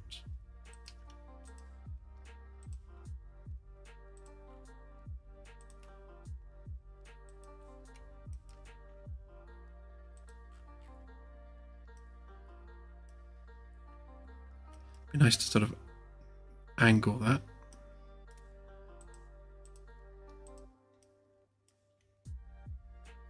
Maybe a bit more.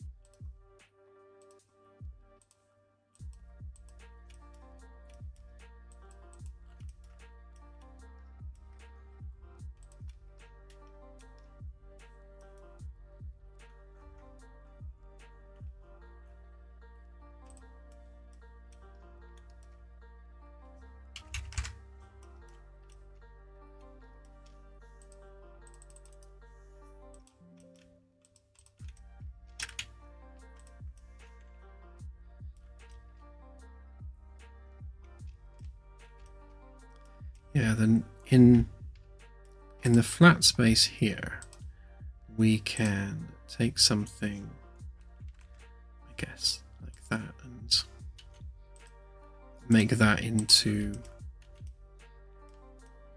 a molded vent. So it's not just like an open grill like the Magellan has. It's going to be a lot more refined. So it will look like a vent, but not as basic. So we do that on both sides.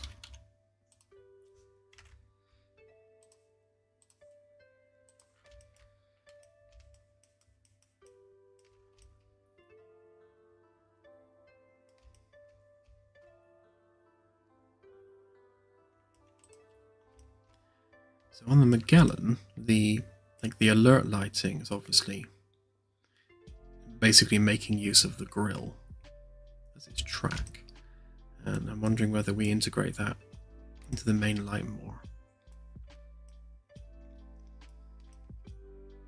We could even have it as maybe on the side here, although that is quite a big panel.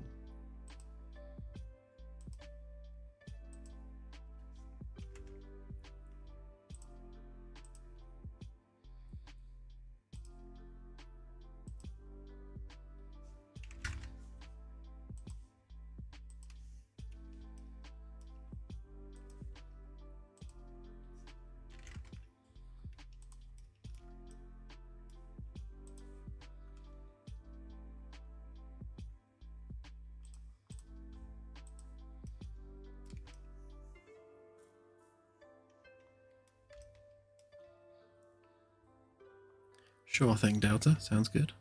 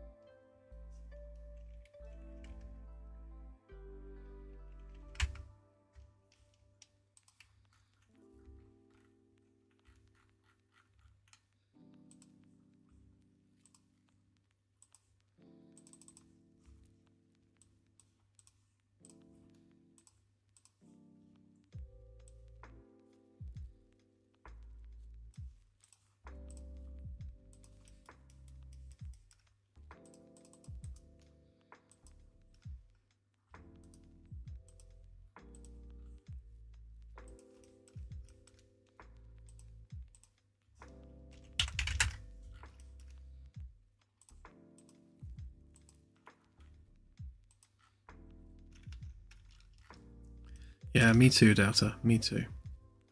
Getting old sucks.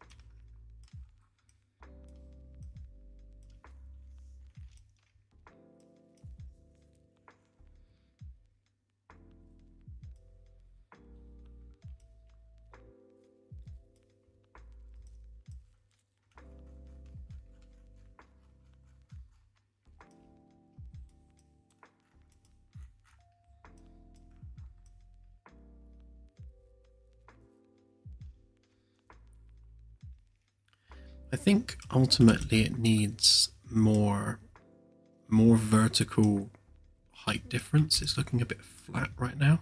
I think if we bring that down a bit further, it would also be nice to integrate some of that wooden trim as well.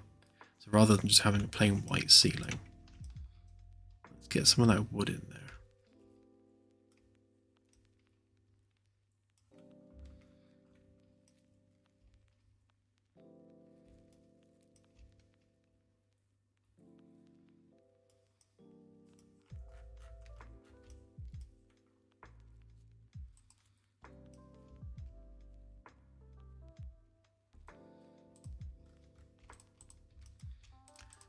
If I add all of this to one group,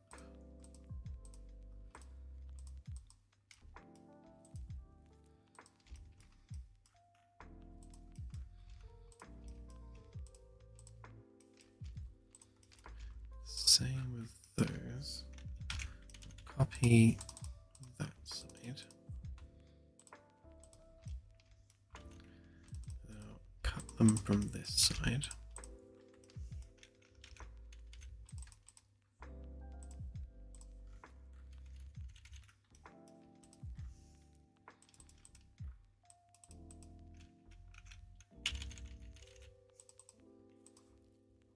Just separate that from the base geometry.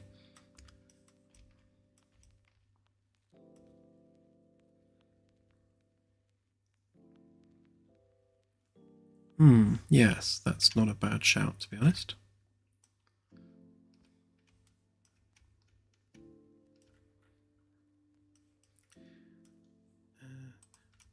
And what we'll do is if we...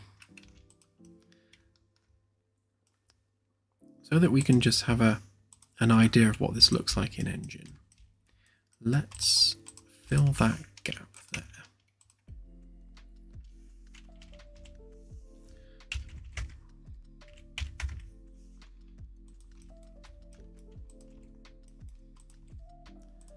Do the same here as well. So I'll move that down to there, which should be 600.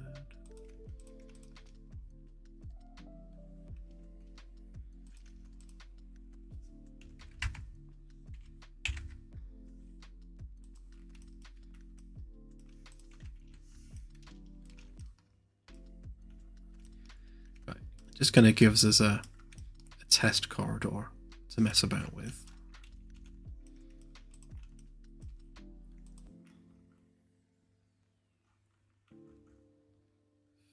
Middle. Move that over here.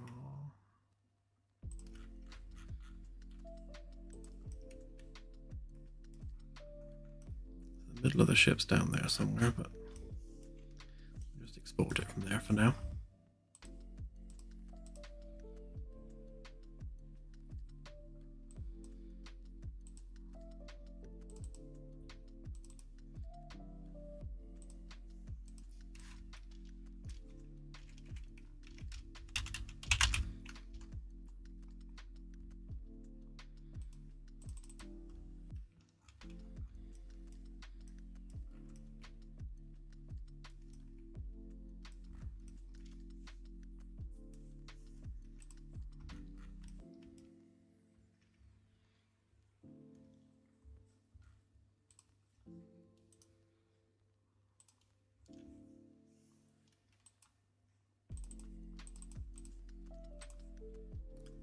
import this one into here.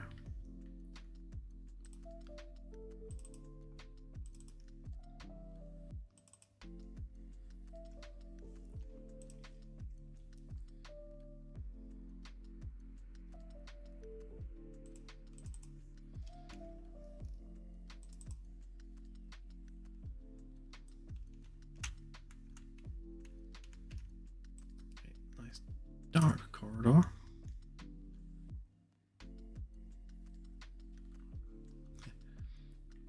So SketchUp have changed their color names, so I don't know now off the top of my head what any of these are. Just gonna have to guess.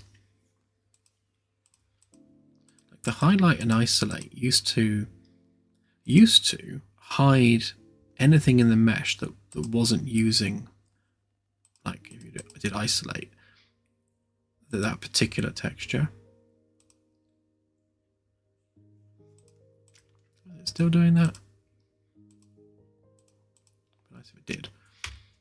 Right, so we want that one to be corridor panel lights.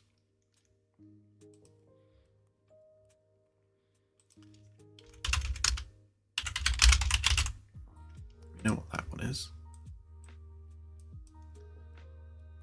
It's color number 6.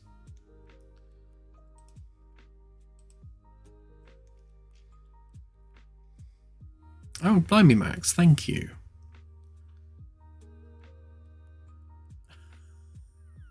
You don't need to do that, but thank you. Very, very much appreciated. I shall make sure that I slip Claire some chocolate, even though she's supposed to be on a diet right now and she keeps shouting at me for feeding her. I shall sneakily give her some chocolate.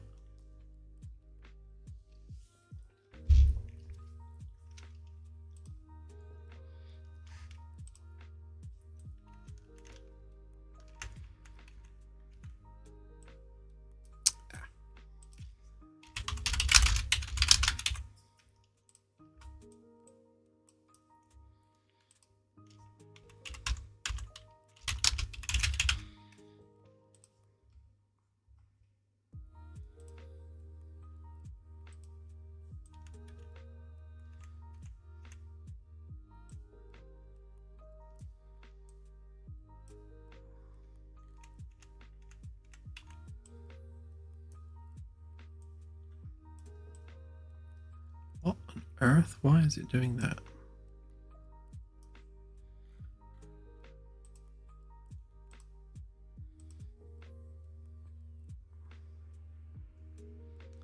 What are you playing at, Nanite?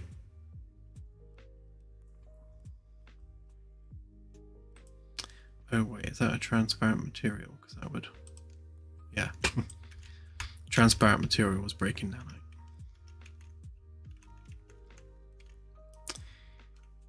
Okay, so that one was corridor. Blue panel. Yeah, that one. Which one are you?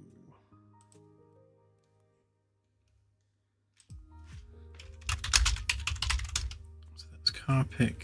Carpet's secondary.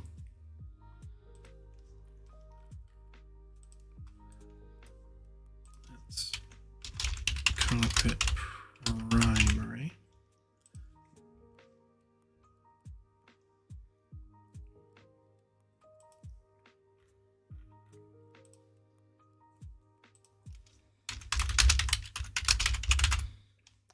That's our wooden paneling.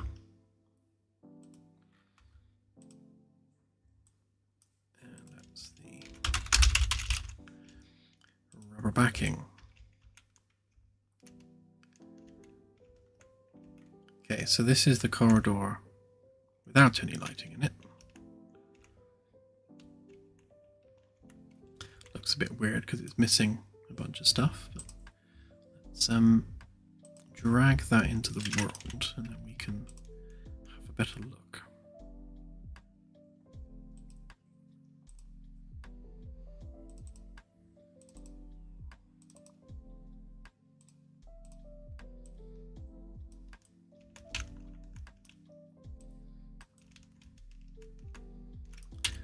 So with potato mode lighting, it looks like this.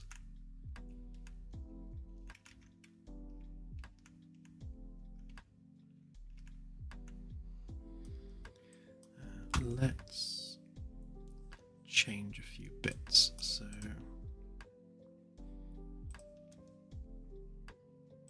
we need to change some custom data. Custom data.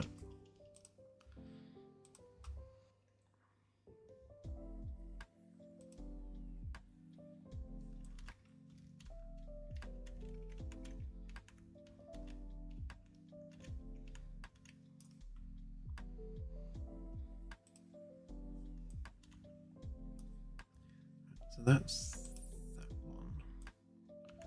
And that's the blue strip. And then we need to turn off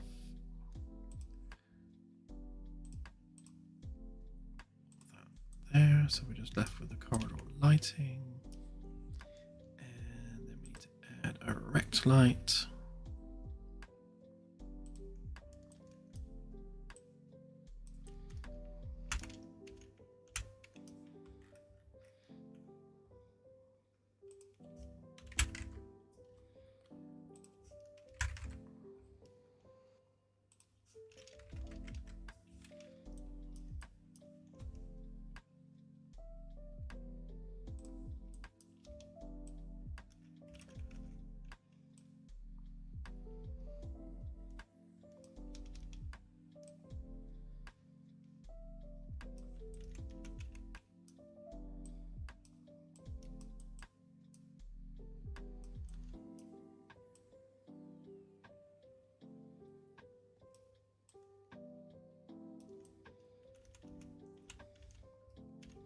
Obviously, this is just rough.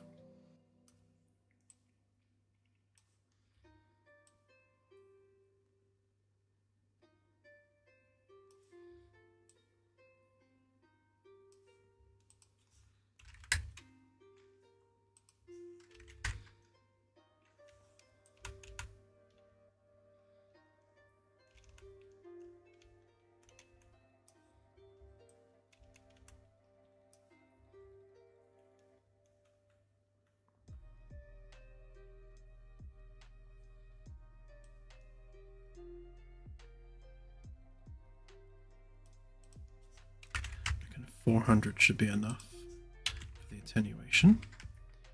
Brighten the light up a bit. And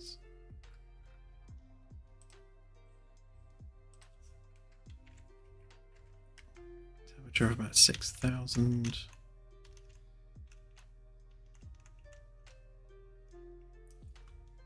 Okay, let's just distribute these along here.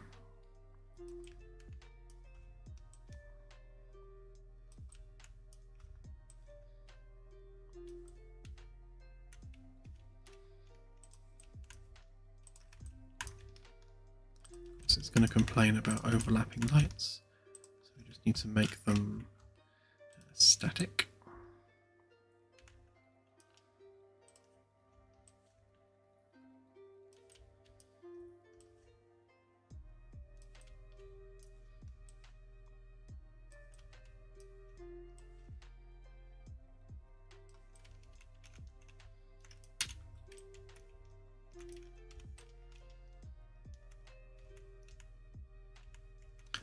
Weird shadowing going on there.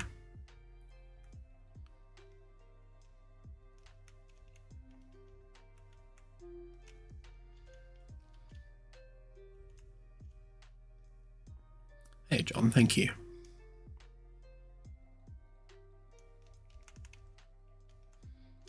So in principle, I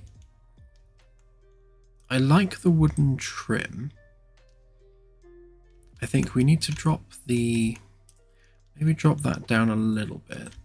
And I think it needs to go above the handrail more, because the handrail being so close to the top of that is, I know, it's losing something in the process. So I think we need to Definitely raise that up slightly.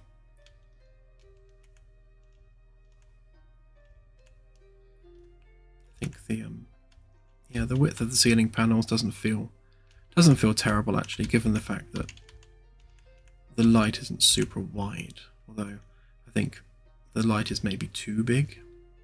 We can trim that down a bit. And let's clean up those carpets because they're a bit messy. One of these custom data points is going to be carpet messiness.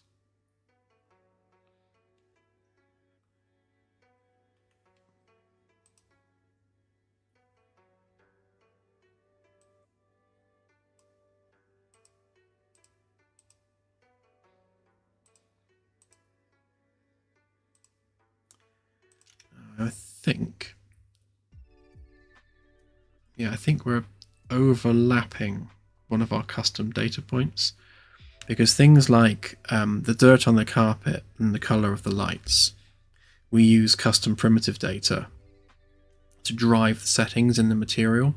So we're not having to make dynamic material instances to control all of this stuff.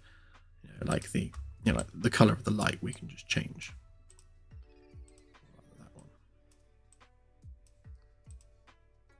Change the color. So this is not done using any kind of dynamic material, which means we're not having to increase draw calls by making separate materials for things, which is always a bonus. Let's do some fake ceiling lights as well, just while we're at it, just to make sure we get the full feel of the thing.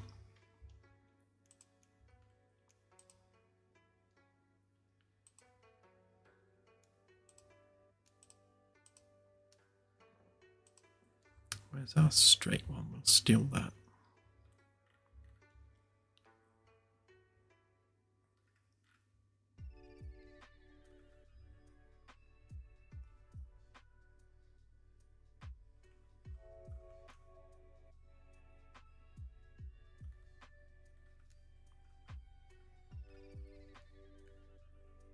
There.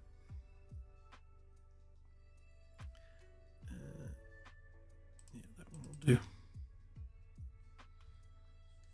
So we need that material, and we need that mesh.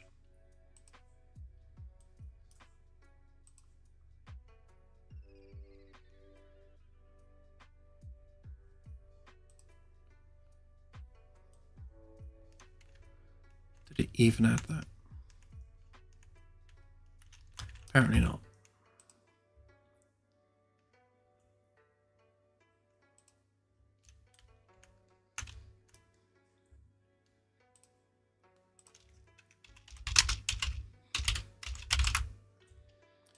So we want that, and then we give it that material, and we want to make it, make it flatterer, and then we should be able to wick that up into the ceiling to give us some ceiling lighting.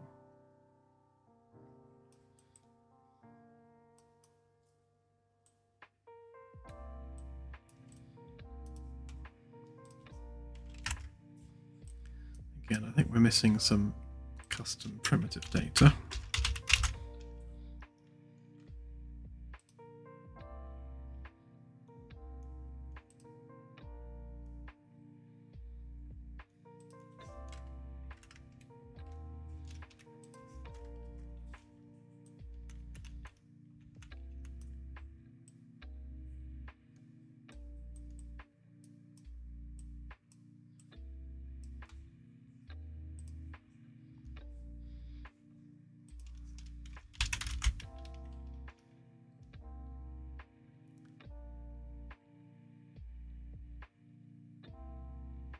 Is only those.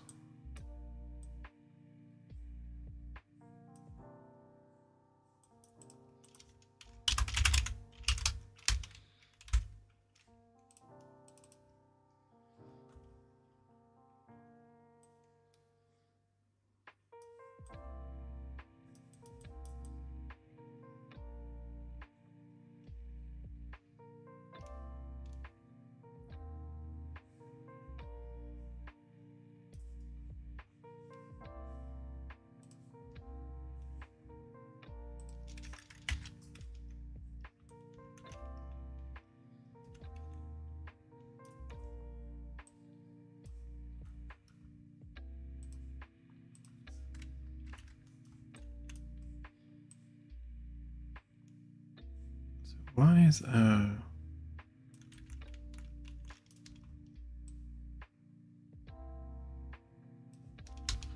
we upside? It was upside down. That was the problem. Typical.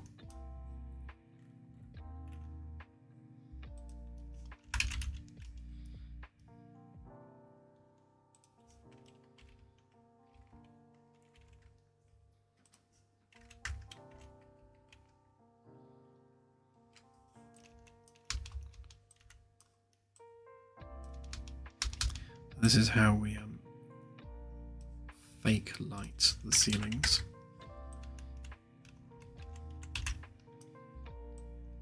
Without real-time GI, we have to come up with a better solution. And for now, we're just using a static mesh with a clever material, and that does the job.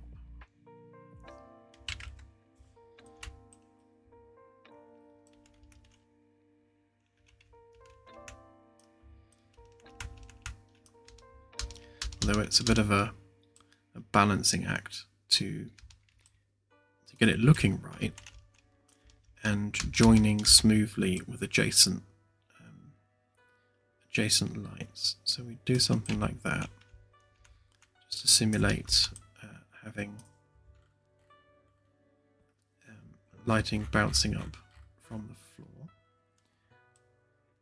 Obviously, in the actual the proper light actors, it calculates things like the color and everything automatically. But we're not using any of our useful tools right now. We're just winging it for the sake of seeing what it looks like.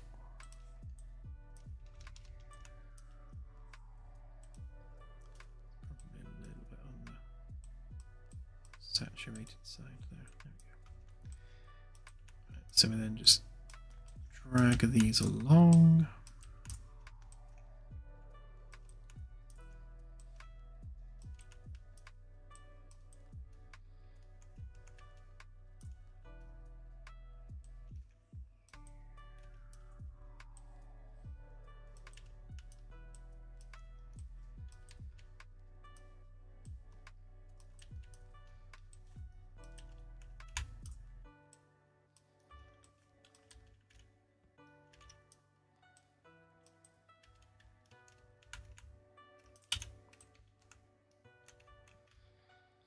So something like that, and then obviously you can see that it gets kind of stripy, and it's stripy because there's too much overlap between the various cubes.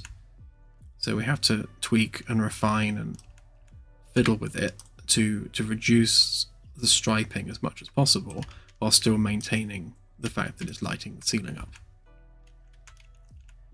When we have Lumen turned on, obviously we then delete all those cubes and it's not a problem anymore. Okay, so that's basically what we're looking at.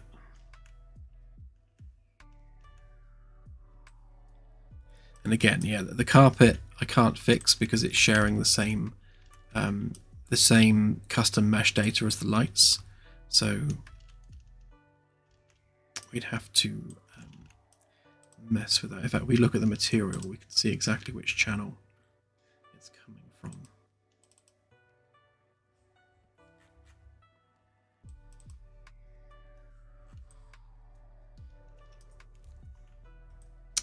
So we are using index 0 for the amount of grunge that we're showing, and that's what we change when the Roomba goes over the panel.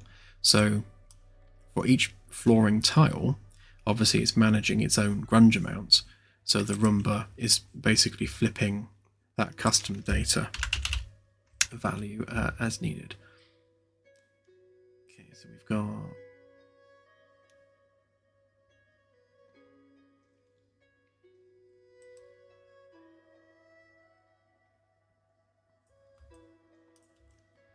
so what's that? Oh, yeah, see.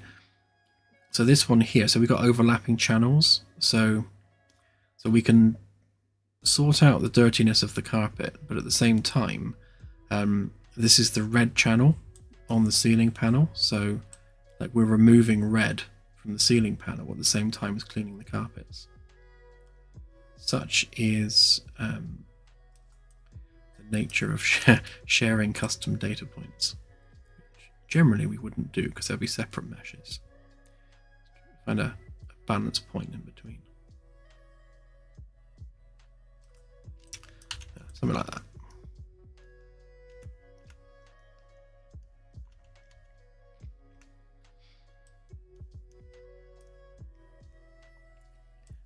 Oh, eventually, Max. Yeah, I think we're version 1. We're just looking at the ability for them to perform their job roles. They will have things like, that's the best way to describe it. So as they go around the ship, we want their morale to be adjusted by their surroundings. So take the carpet, for example. If all the carpets on the ship are dirty and all the wall panels are broken and half the lights don't work, then it's going to affect the morale of the NPC that's continually encountering those things. And when their morale is down, then they won't be as effective in their job role. So keeping the ship clean, tidy, and well repaired has a direct impact on the ship's morale.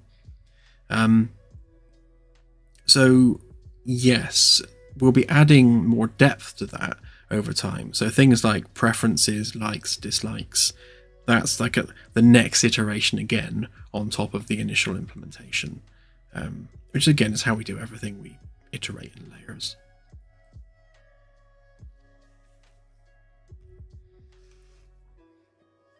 Yeah, exactly, Dave.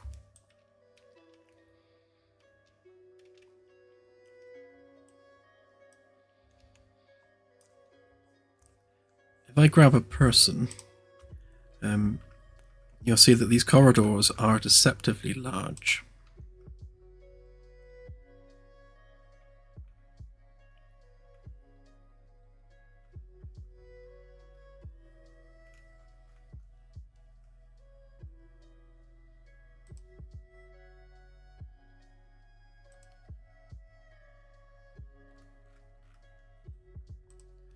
Sure, I had a base character here somewhere that he'll do. Yeah, so there's a typical person within this corridor, so they're not small. Actually, on that note, how are we doing? Handrail. So to make sure that the handrails are the right kind of height for a human being. They don't seem too bad.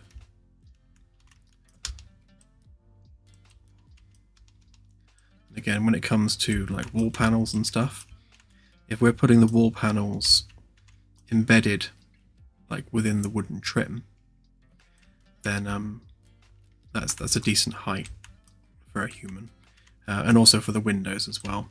So I like this constant wooden trim for the fact that we can embed things into it easily, and then having, say, a window there doesn't look out of place because you're not affecting the flow of the walls. You just need to sort out these handrails because I'm not too happy with them. But yeah, in terms of people space, I mean, you can, I'd say easily fit 3 people abreast in the corridor, if not 4, to be honest.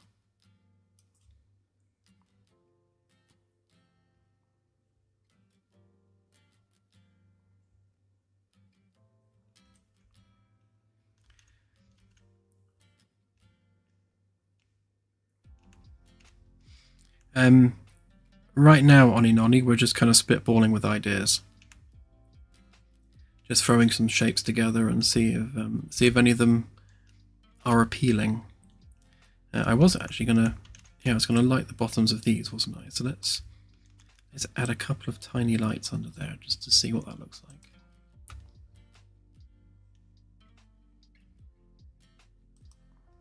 We'll take a rect light over all the way over there for some reason. That's probably a bit bright. Yeah, so these ones need a much smaller fall off. Again, I can sort the barn door angle out.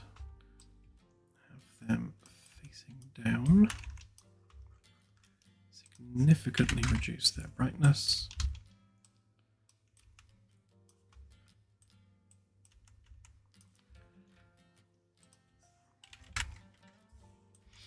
Right, so that would be 1 inch thick.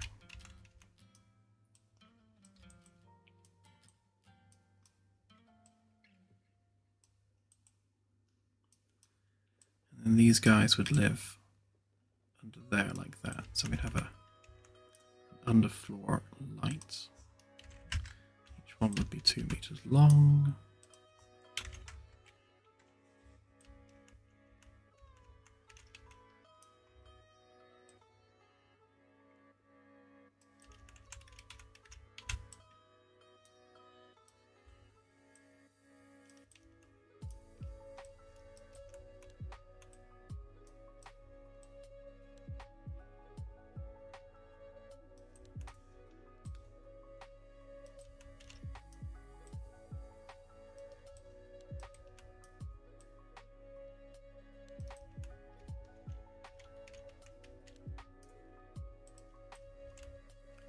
Or why there's a random shadow there, that's all a bit weird. Although speaking of random shadows, these guys don't need to be casting them. Saves on performance a bit. And probably reduce that attenuation down as well.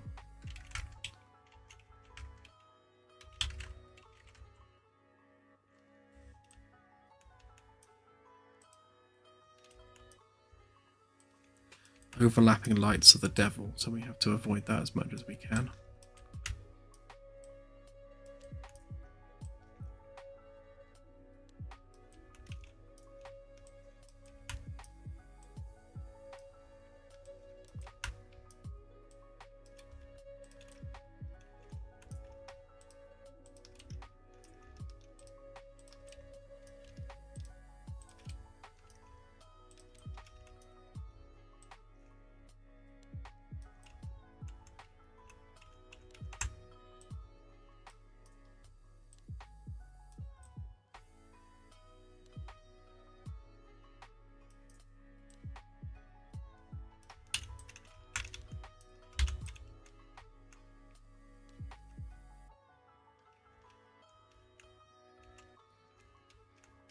Yeah, we'll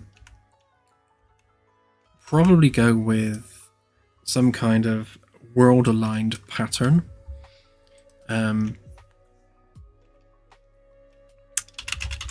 do have something in mind.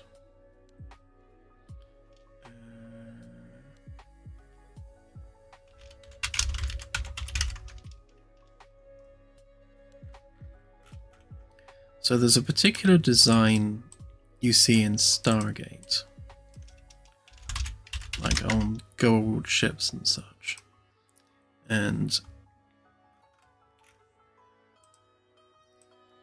I can find it.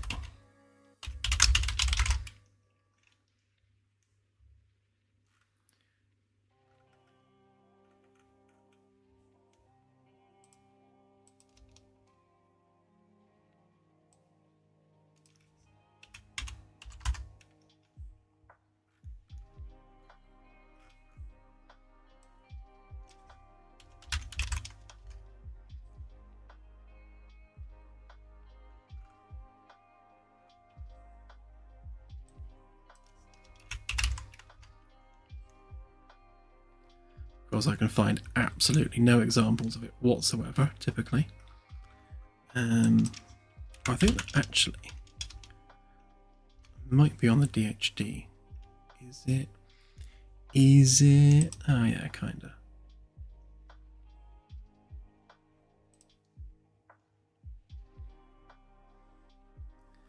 See if I can find a good picture of one.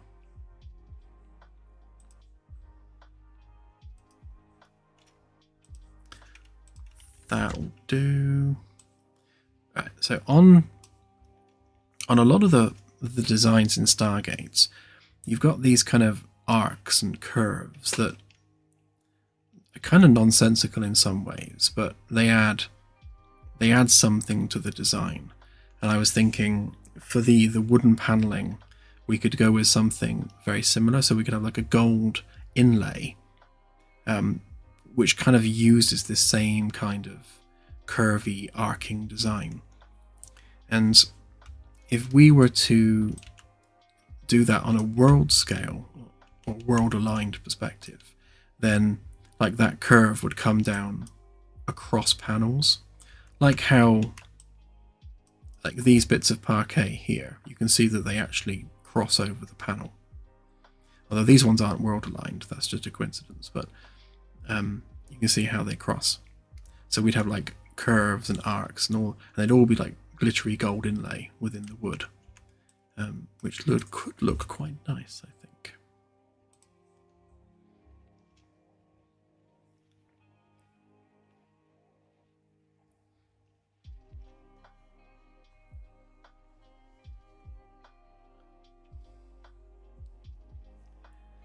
Indeed, I was thinking of like the little scout ships they have, the little triangular scout ships. I'm sure that those were covered in them.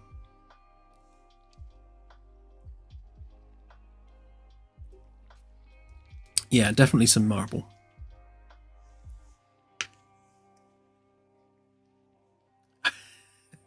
Thank you, Firstus. Chocolate mead, that's an interesting one. I'd be up for it, definitely.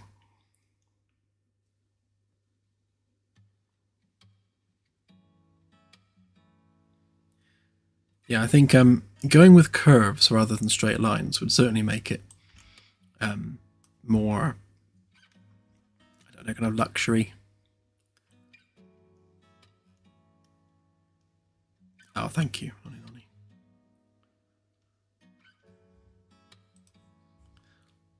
I'll move that so I don't dox anyone.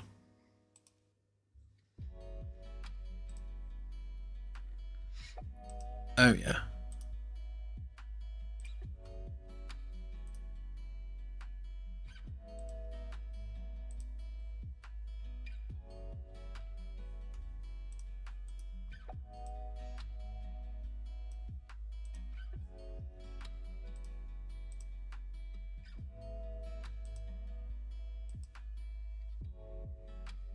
Because it's downloading it rather than opening the link.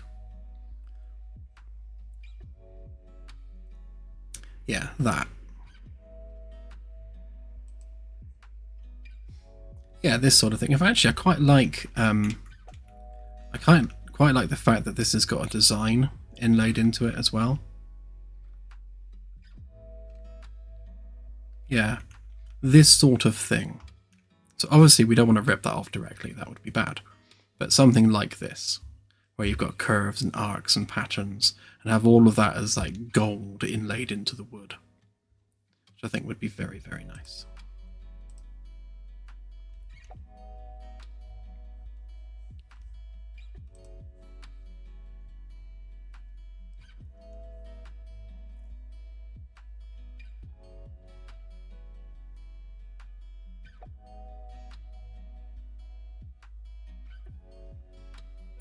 We'll get to that, Don.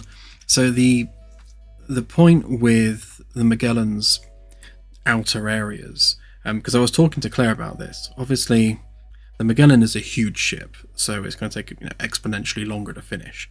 But as we go patch by patch, we are focusing on areas that require developments or areas on the ship that need to be fleshed out to support the thing we're developing at the time. So like when we start adding the ability to bring physical objects aboard the ship for analysis, at that point we need the science labs to be fleshed out and working. So we won't build the science labs until we need them. And the same will be true for pretty much every aspect of what's going on board the ship. We'll build out the rooms as we need them, and things like the park, the cinema, like the general mall area, That'll be left till last because that's like non-mission critical.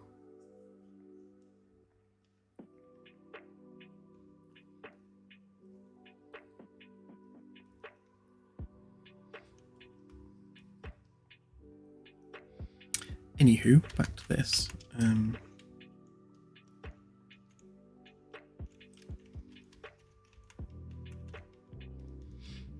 So if I was to rank the bits of this I like and don't like, I do like having the floor lighting. I think that could work well. I like having the curved floor at the bottom. I think we could definitely have that bigger. So we can have more of a curved floor than we have to make it more visually obvious, because you can't really tell that it curves up. So I'd like to maybe accentuate that a bit. I like having this bit that sticks out. There's no real point to it, but it just looks a bit more visually interesting. I definitely think the lights underneath work, although I'd like to be able to see them. So perhaps we'll have angled panels that are just dim white lights that you can actually see. I think that would kind of help sell the fact that the light's even there in the first place. Having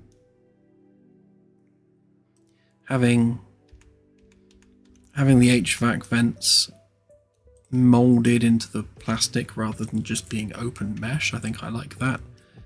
Obviously we need to make it look better than that. Again, I think that needs to come up a bit.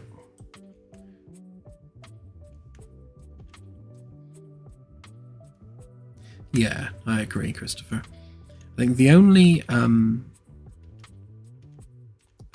thing that's going to cause issues with from a technical perspective is that right now the ceiling panels are specifically ceiling panels, so they're running a lot of code relevant to handling the lighting on the ship. If we add lights to the wall panels, then all of a sudden the wall panels are going to need electrical support. They're going to need to handle the lighting optimization, and they're going to need to handle basically everything that the ceiling panels do.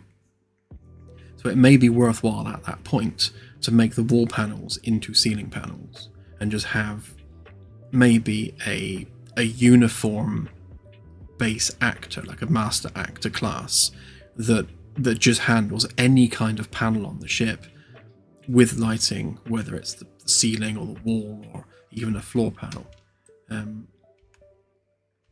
fact, yeah, including the floor panels, I guess, because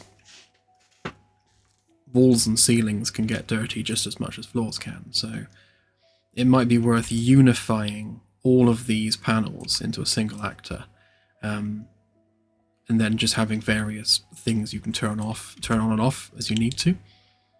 And that way we can actually have like floor lighting, for example, and have it support it natively, no differently than the ceilings do. No, the Magellan walls don't. So the alert strips you see on the Magellan are part of the ceiling panel.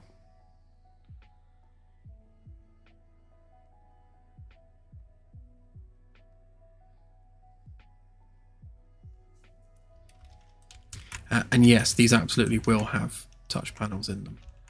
In fact, let's add one.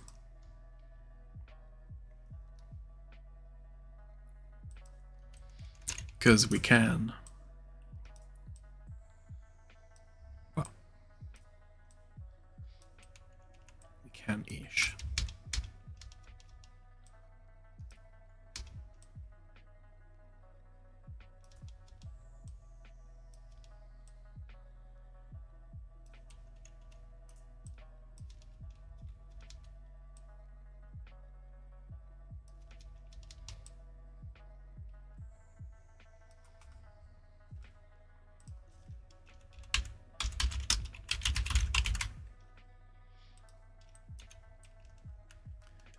So we'd have something like that. I think would be very nice.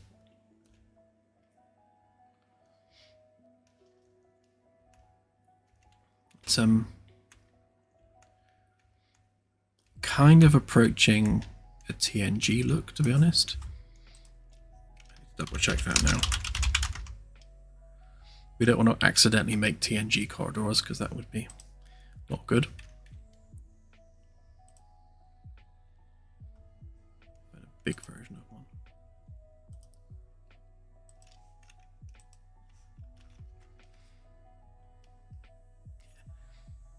I hate when you're on Google Images and it says it's like 1500 pixels wide. When you actually look at it, it's only like 400.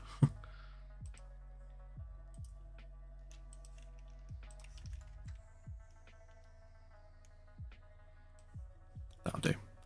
Yeah, so there's the TNG corridor with basically every panel is a screen. It's weird actually, theirs are quite high up and the handrails are quite low down.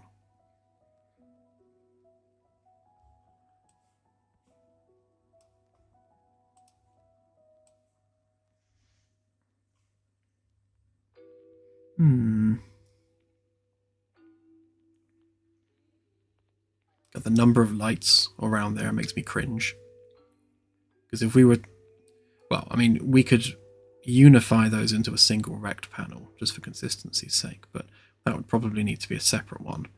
And they would need to be separate ones. It's a lot of lights. Yes.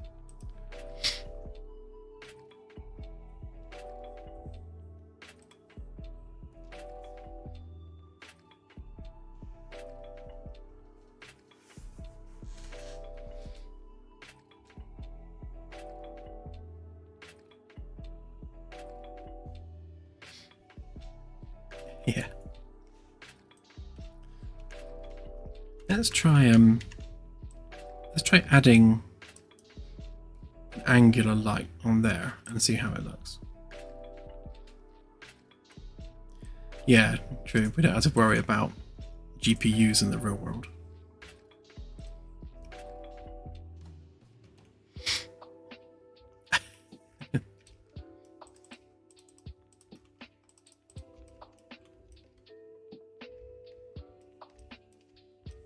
I need to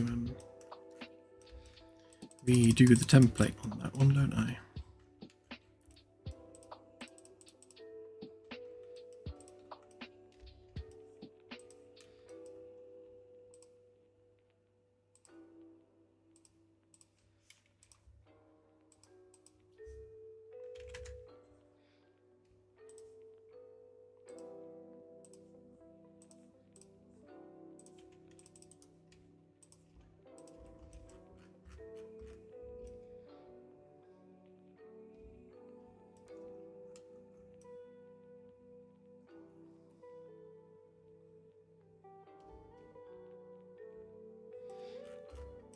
Do something like that, perhaps. Oh, while we're at it, let's sort this template out so we don't keep making mistakes with it.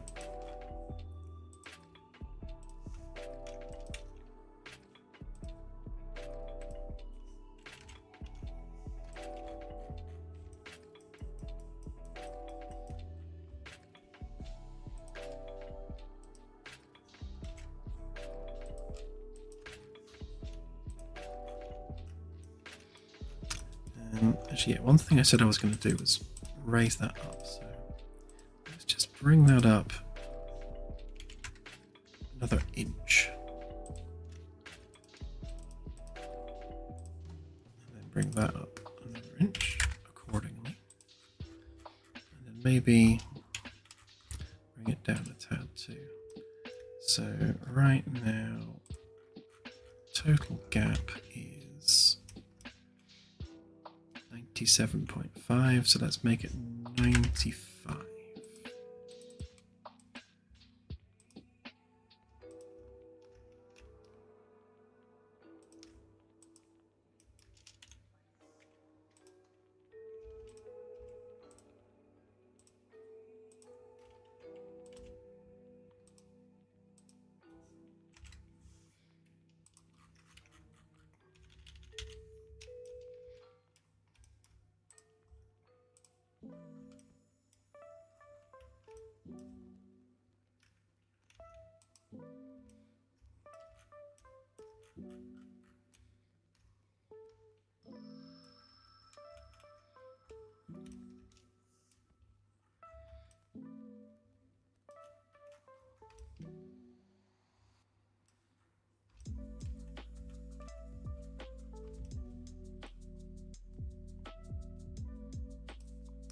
Why, yes, I do like making things awkward for myself.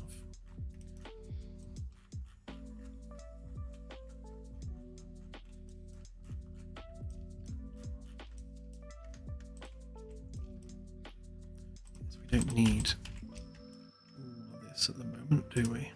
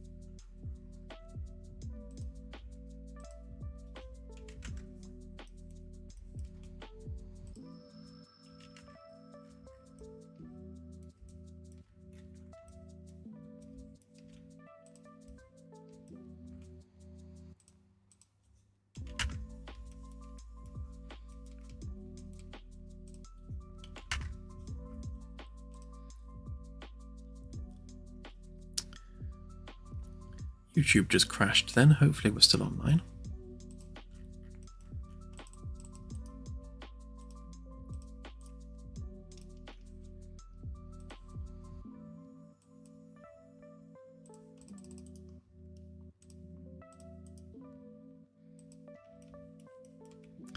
Good, good. It does that every so often. It's weird.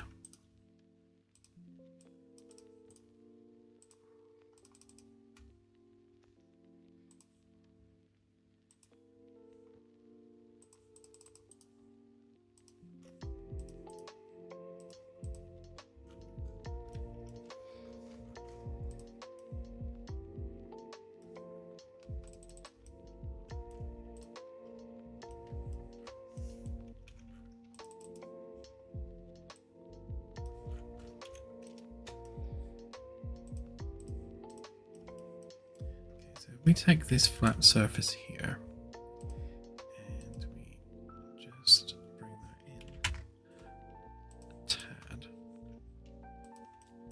And then we'll give it the standard ceiling panel bit.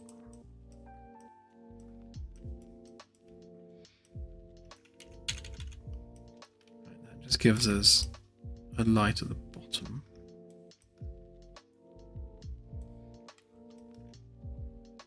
So the barn door angle on that is going to be basically 0, so it should shine relatively far down. But I think we'll also bring that up, I guess, to just underneath there.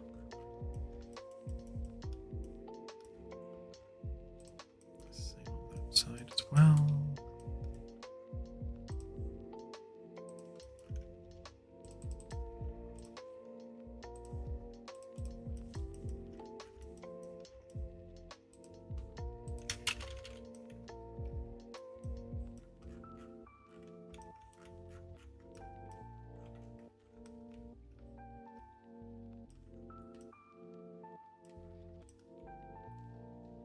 And we'll potentially do the curve from there, so just so it comes out further.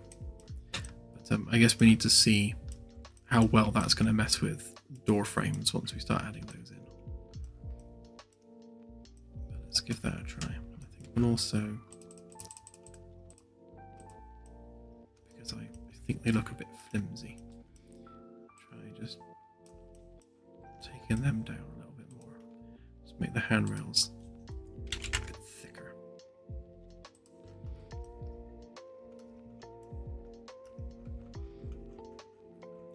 Maybe even closer together, but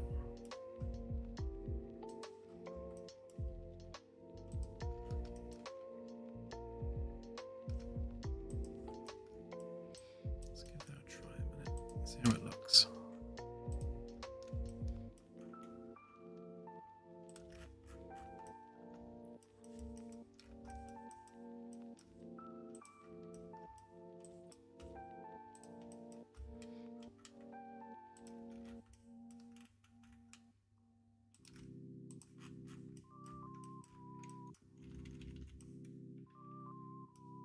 Have it just wide enough so that you can get like the knuckle on your finger trapped in it and hurt yourself.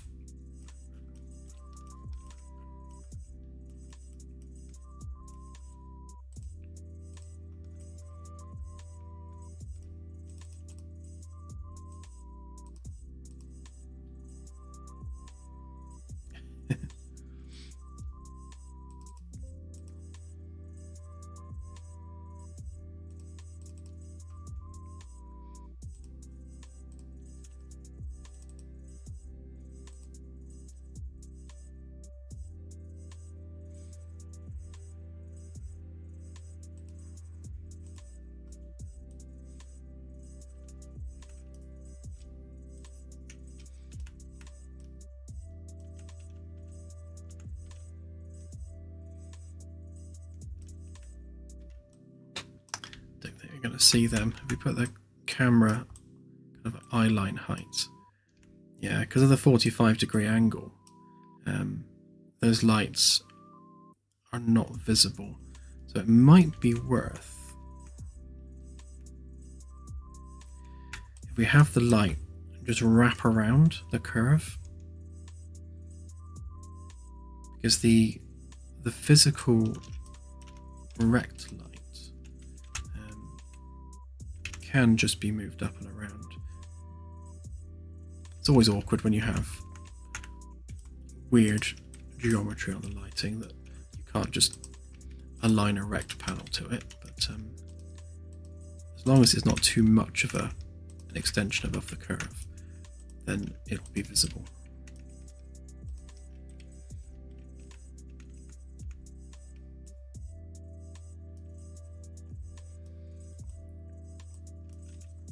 Yeah, Claire moans about the little gap behind the handrails on the Magellan, because they're like perfect little dirt traps.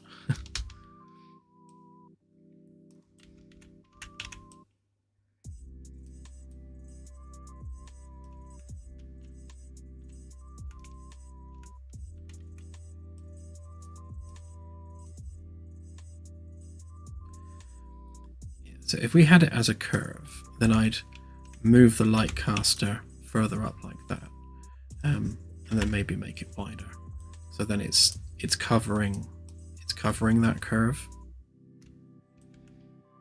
so it still does the same job at lighting the floor. And if we make that curve wider as well, that might help with the effect.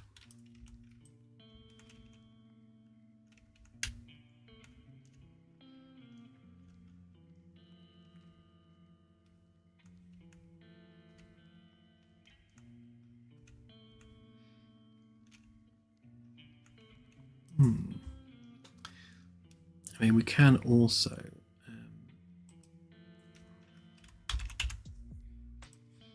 just to see what it looks like, go and turn on Lumen.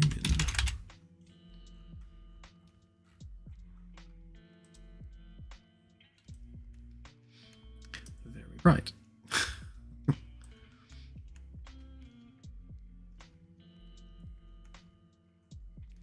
So the reason that's so crazy bright is because the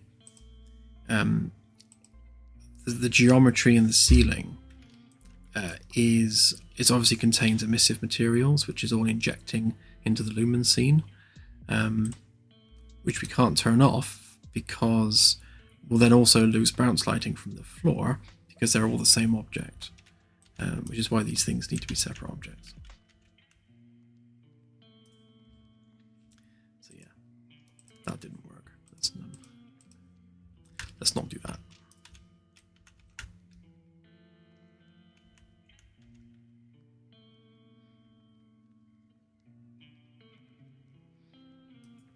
Yeah, the physical light is up in the ceiling there.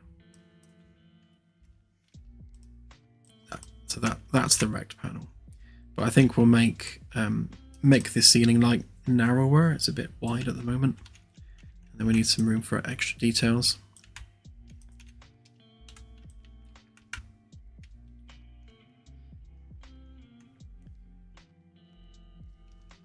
See, it's tempting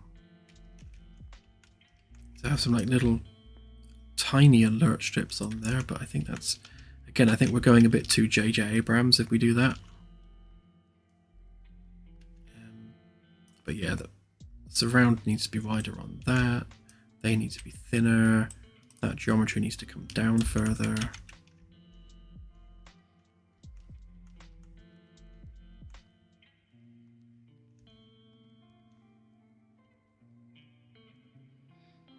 Oh yeah, there will be many details eventually.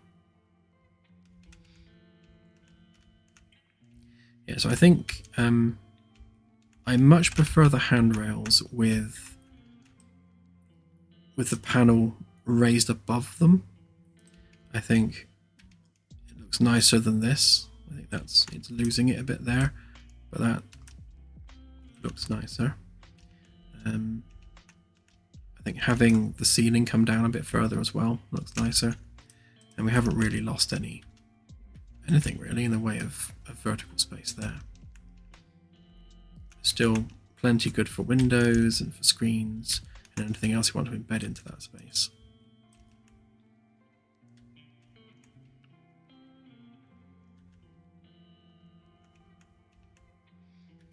Yeah, well, we could also do the Star Wars-esque like ovals, maybe like 3 lights in a row along there. But the problem with that is, without creating 3 separate lights, you'd have to use a single rect panel across all 3 of them. Which is not necessarily the end of the world.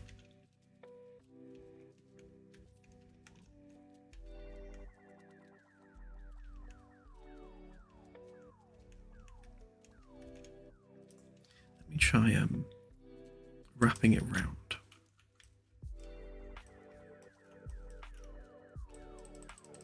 Right now, yeah, so if I get rid of that a minute.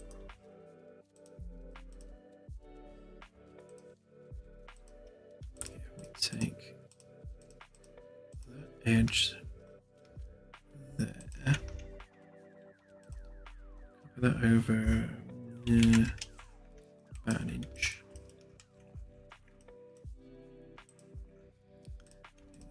Here,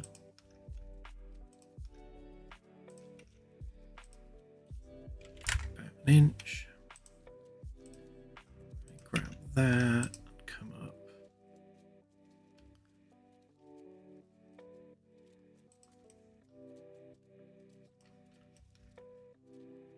I suppose halfway. That's the distance from there to there.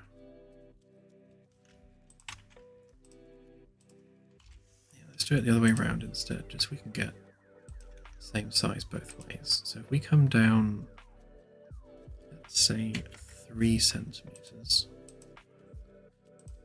and on this side we will go up 3 centimeters.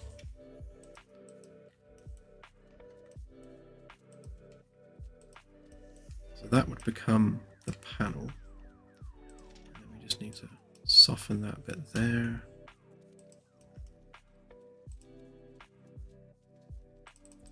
Make that a separate group a minute, and then we can soften all of that separately. Right, and then we give that a light color. And we end up with something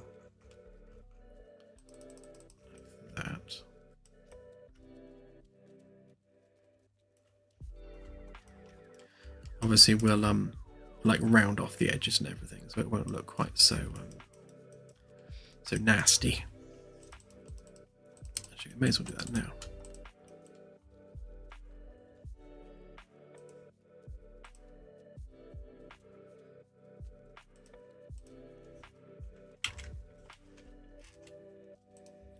Of it being on a flat plane like this is that we can quite easily just do that. I suppose rather than chop it off, just make it white for now.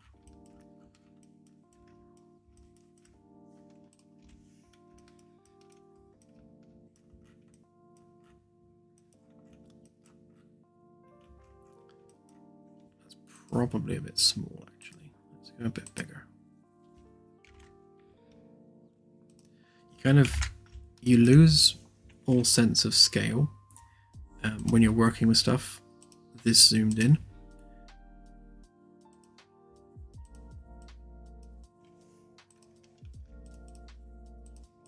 Like that's less than an inch, so it's it's a tiny amount of space.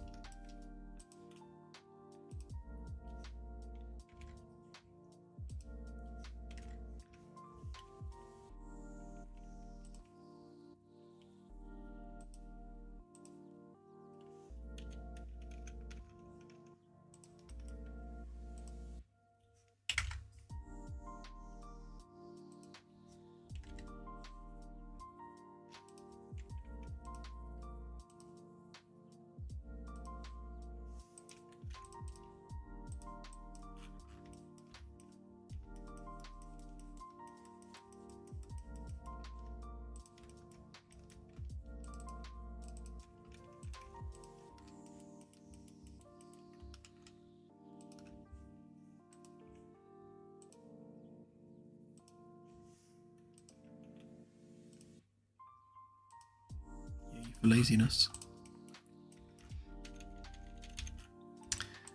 Okay, let's see what that looks like.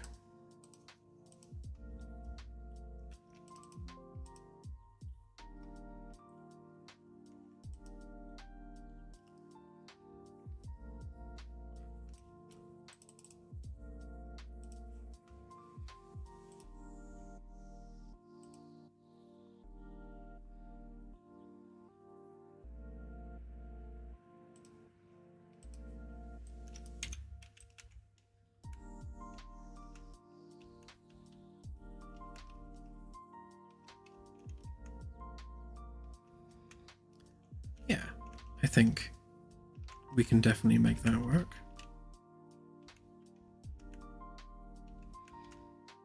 I think that's probably just the right amount of curve to it. And if we make them rounded in the 3D sense as well, so they're actually proud of the panel, almost like a bubble, that could be good.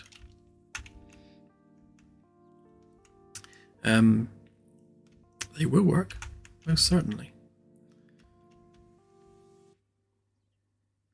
I'm wondering whether they need to be slightly less wide, so they're not all the way to the edge of the panel, but yeah, I think something like that. And then we'll yeah, have the curve of the carpet come round.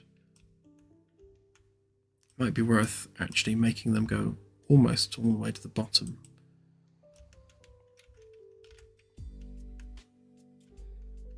Because they're on a flat panel here, it's actually easy to extend them up and down if we want to for testing reasons.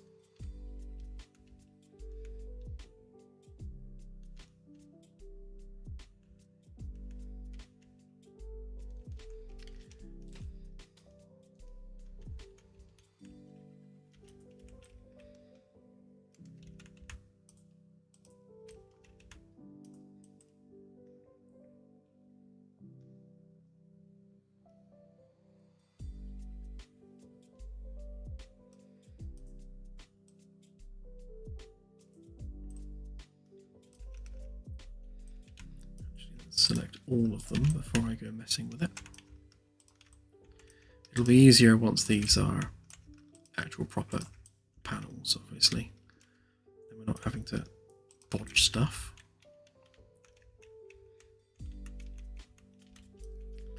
Right, so if I move that up a bit, and then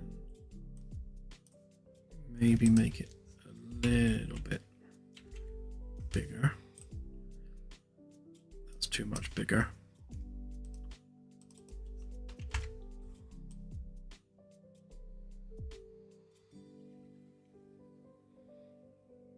Obviously, we want to make sure that any character that's stood in front of this light is going to be lit by it.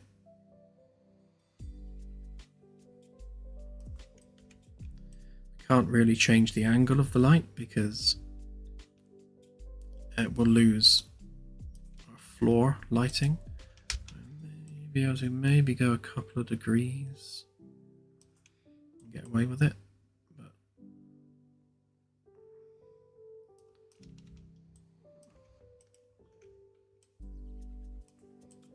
We're going to line that with a curve.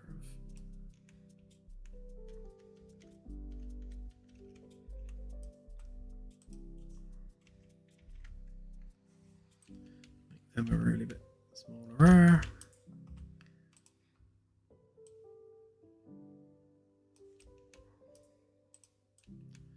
Actually, it's good that we've got a light we can line them up to now.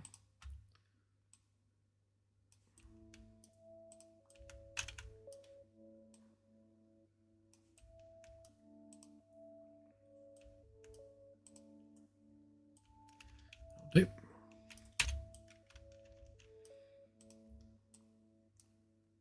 Yeah, so when a character is next to them, obviously you want to, unless they're right up against it, you can definitely see lighting impact on the character, which is what we'd want to see. Again, it's not fully accurate to the panel because we've got that diagonal going up there, but you're not going to be able to get that close to it, so I think we'll file that under good enough. And it'll be the same for props and stuff as well. So if we were to add basic shape,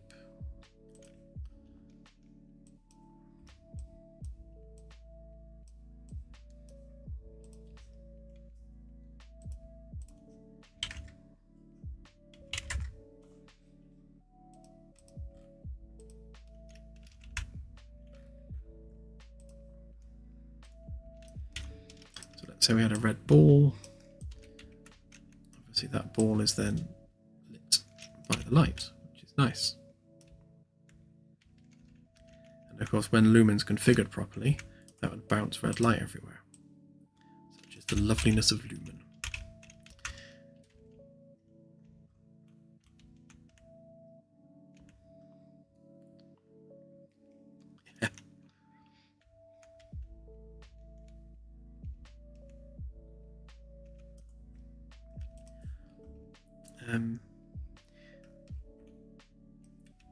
See, the designer in me wants to make them a bit taller, but I won't, because if I do that, it starts to make the lighting angle become an issue, and we don't want that. So we'll leave it as is.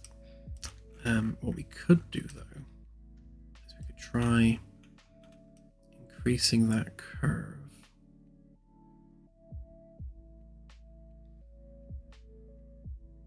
It does mean that the carpet would have to come out further, I suppose. Actually, no, we can't increase the curve because that would mean increasing the height of the panel. But what we can do is we can move the curve out more. So if we let's just separate all that out a minute.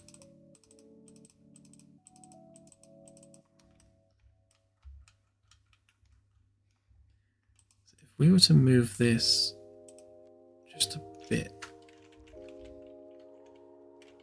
that way, we don't want to go all the way to there, so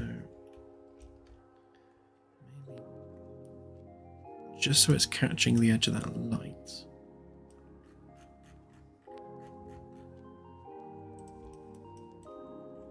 Same on this side.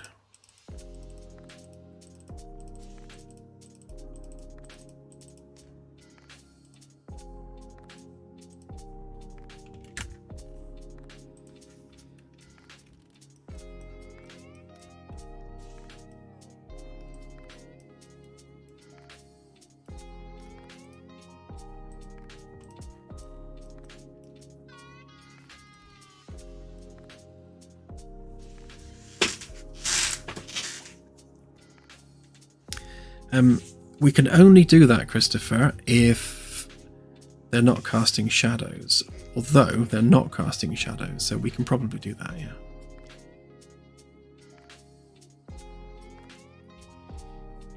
Yeah, those little floor lights don't need to cast shadows, do they? So that would be fine. Let's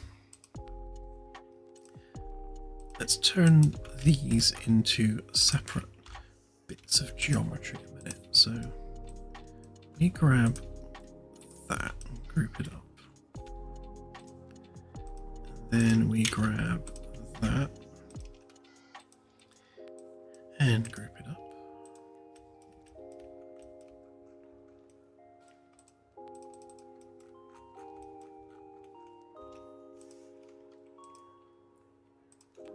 Make sure that should have an edge on it. Oh, I see what's missing.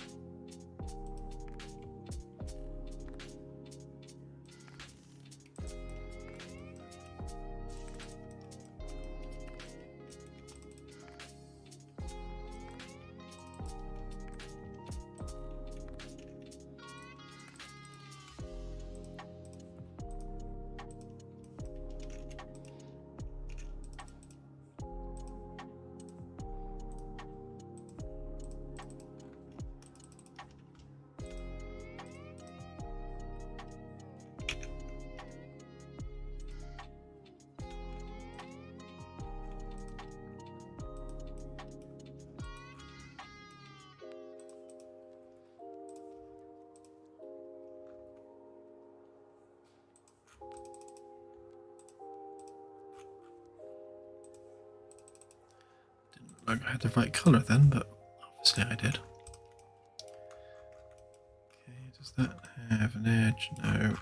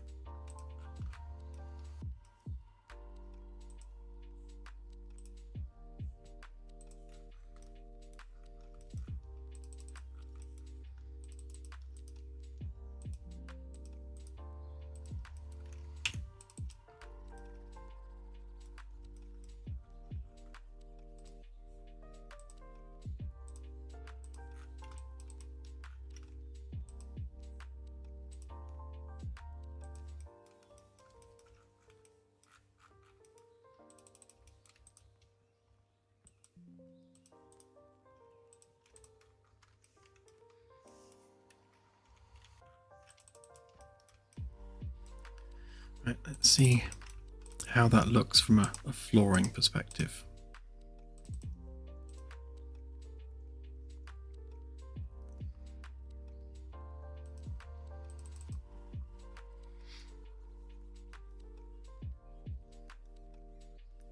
don't even know what that is, Firstus. I have to look it up.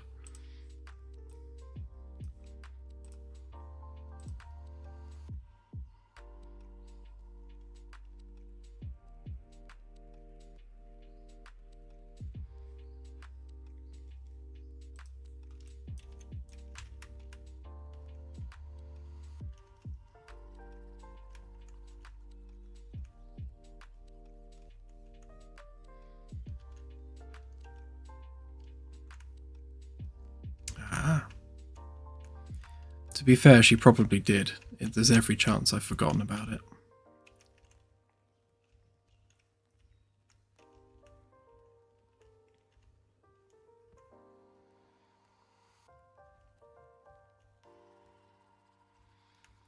Yeah, so you can just about appreciate the curve. It's not obvious, but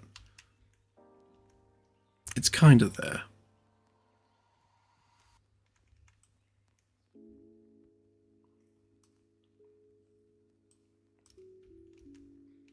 See, the exciting bit is going to be making it work around this curve.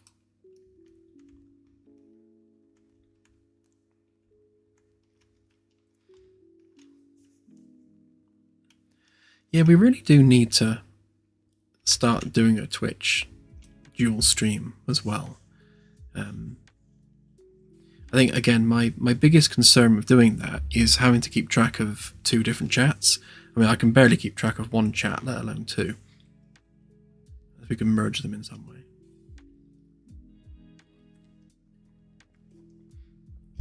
I mean, people do it, obviously, so can't be that hard.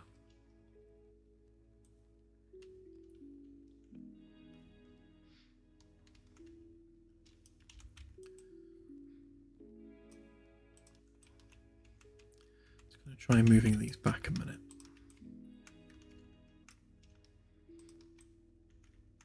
To test the theory.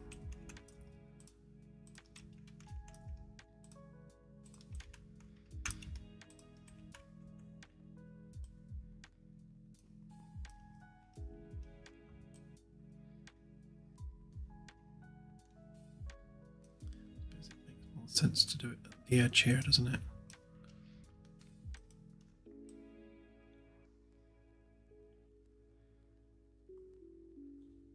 Okay, so if we were to move that to there, obviously these lights are not casting shadows, so it's not too much of an issue. It gives us the full lighting spread where the actual geometry is.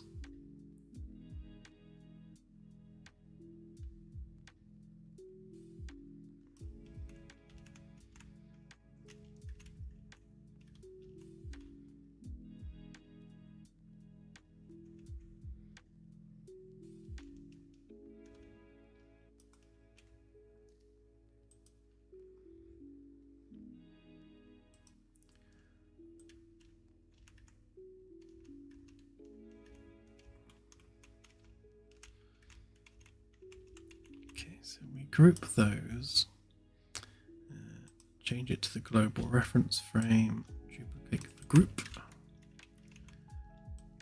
Then we can get rid of all the ones on the other side because we've got better ones.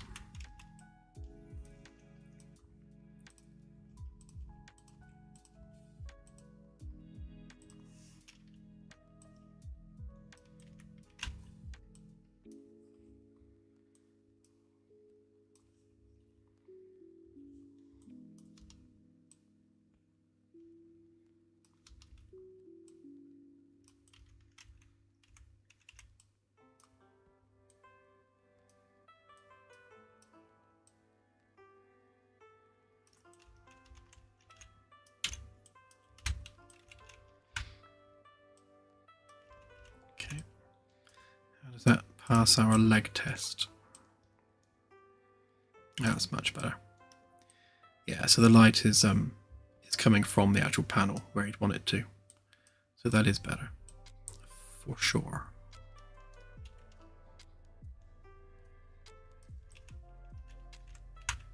Calm down, camera.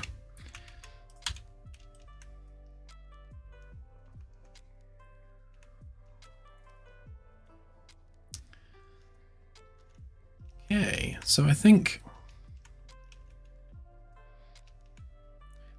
from the floor working up, I definitely like these bottom bits. I think they're good. Obviously they need a bit more detail, some bolt holes, maybe a couple of labels, that sort of thing.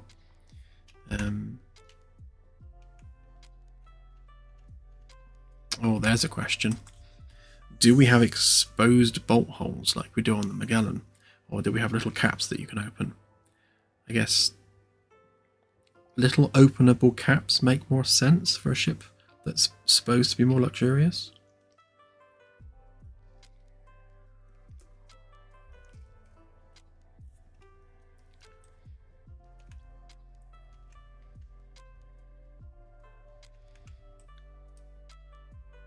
Okay, I like the handrail arrangement. I'll find a better way of attaching it than the Magellan uses. I've never really been a fan of the way the Magellan attaches the panel, so we'll have maybe actual just standalone round bars. I really like the steel tubing that I did on the maintenance tunnel access on the Magellan, and I'd like to be able to use that as an optional type of handrail for people that want to put that across the whole ship. So if we have circular attach points for every handrail, then we can swap this out for a tube without having to change the underlying wall panel.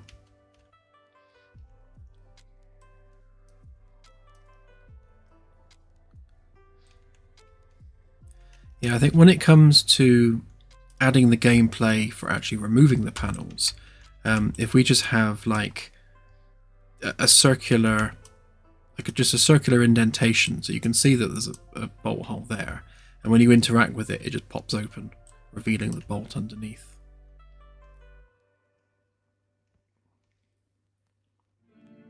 Yeah, something like that. But we'll make them obviously visible. Again, because it all adds surface detail. We don't want the panels to be too plain looking.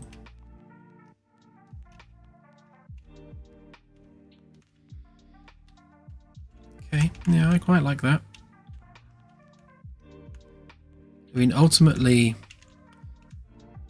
Yeah, Delta, that's a good point, yeah. Yeah, ultimately, it is just a wall panel, so... it has a specific job to do, and that's that.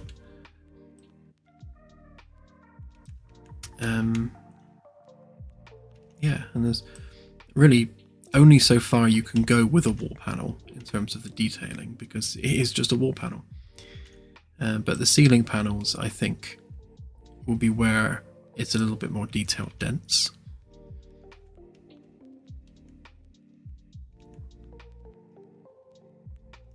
And thinking about it, actually, turn on our giant ugly light a minute.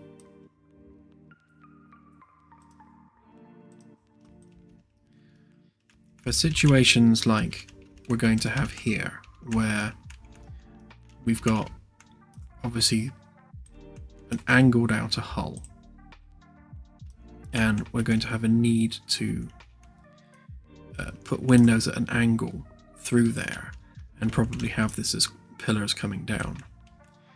Obviously something like this isn't going to fit that, so we'll have to have a different styling in here.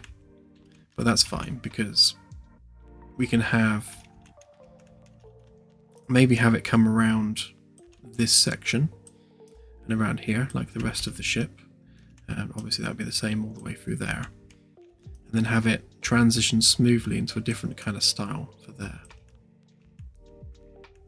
I guess ultimately we don't want the whole ship to look exactly the same all over the place.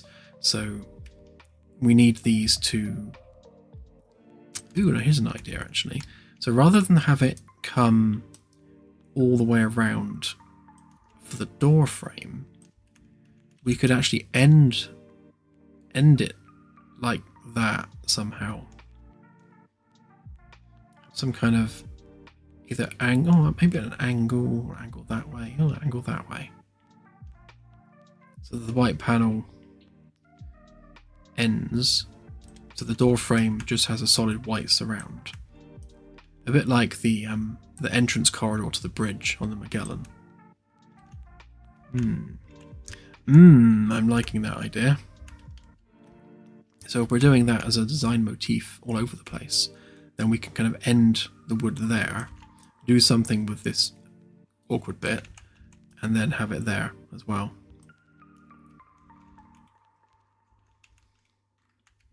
Yeah, I don't know whether we want it to be like perfectly rounded. I mean, I'll try it and see what it looks like, but it might look a bit odd. But we can certainly suck it and see. This is why I like this idea of having the continuous wooden backing underneath the white panel, because it gives you the freedom to do that. We can just have designs all over the place and it just works. Oh, for sure, yeah, we will try multiple styles. Let's have a quick look at that now a minute.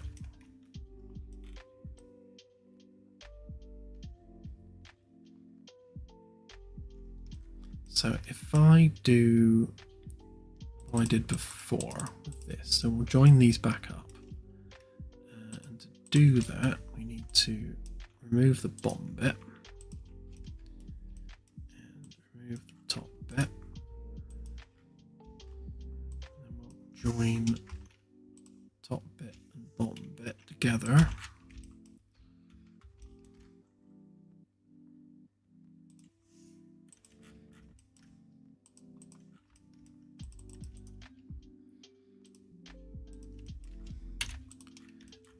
That while we're at it as well.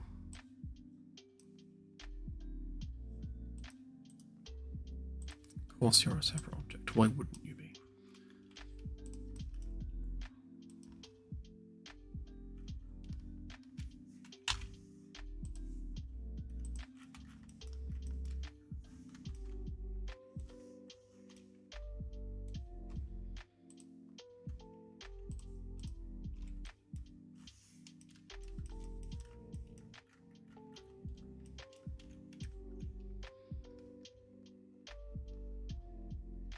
Won't worry about the bottom. Whoops. Won't worry about the bottom bit for now.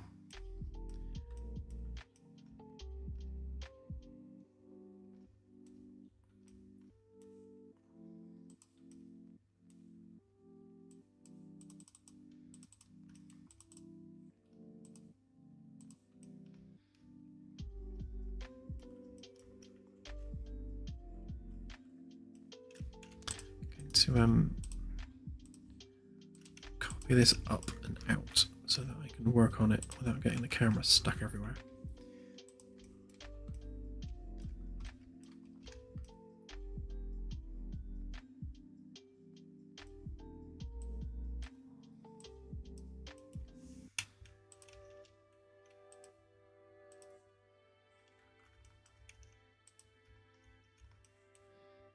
Let's do that a minute just so I can get an idea for what the heights are.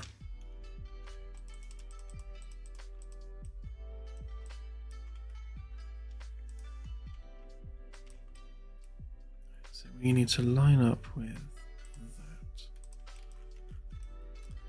And we need to line up with that.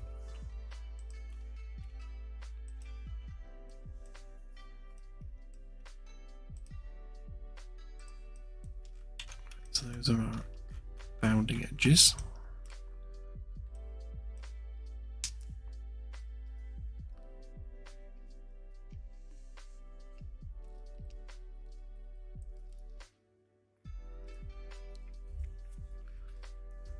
Yep, it's not a bad shout. Yeah, when it comes to different coloured walls and things, yes, we want to open all of that up customization wise. Still managed to get the camera stuck in something. So you'll be able to change the customization on a per deck basis rather than a per ship basis. So if you want every deck to have a different coloured wall panel, that will be absolutely possible.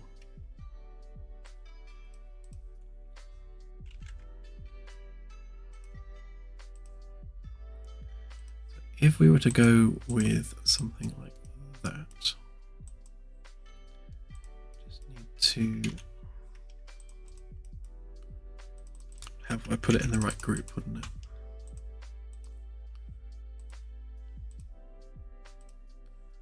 We just cut that out like that. Do a bit of prep work first. Quite sure why that's at a weird angle. That's odd.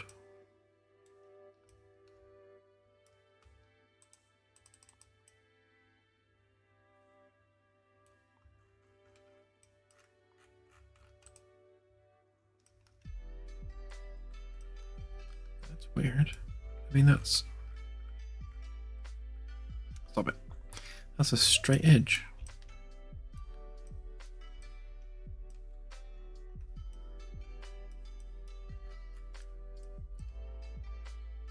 Must be those bits there just going down. Okay, I'll fix that.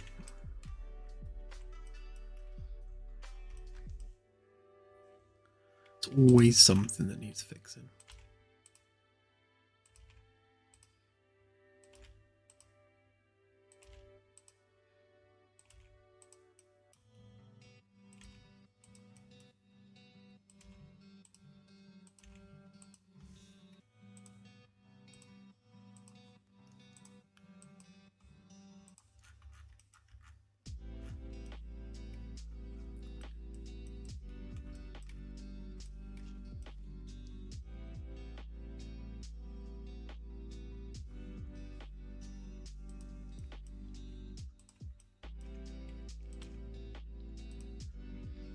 Yeah, as long as there's some visible mechanism, that's kind of the thing we want to achieve. We want, during gameplay, to have to physically interact with something to remove a panel. It's nice to have a tool for it, so we don't want just anyone doing it. So you need to have an engineering tool in order to be able to perform that action.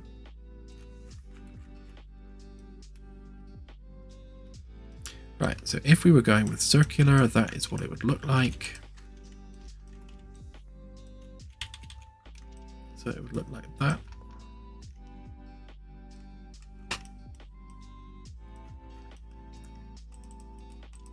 Let's export this a sec. No, stop it.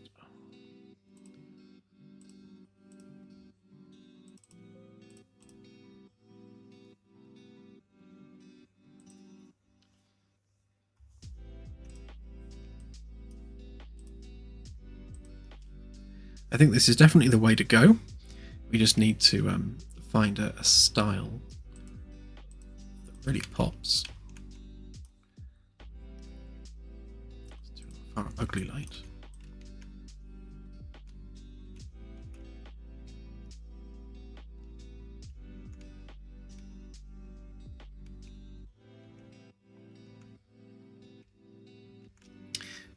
Yes, shape could definitely be an option. It just means having multiple versions of this panel, basically.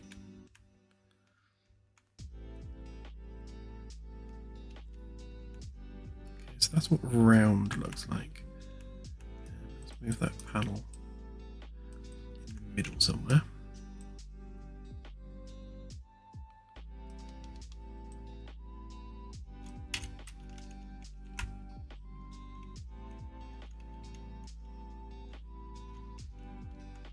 Definitely like that. It's much neater and cleaner than having it wrap all the way around to the door. It kind of bookends the corridor nicely. Yeah, so definitely a fan.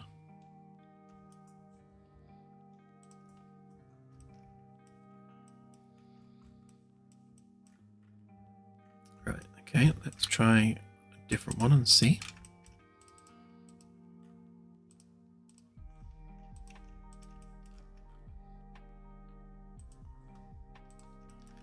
should be fairly simple to undo and redo this.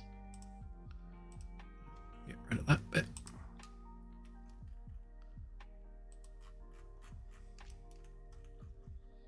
Don't need to worry about the end caps quite so much.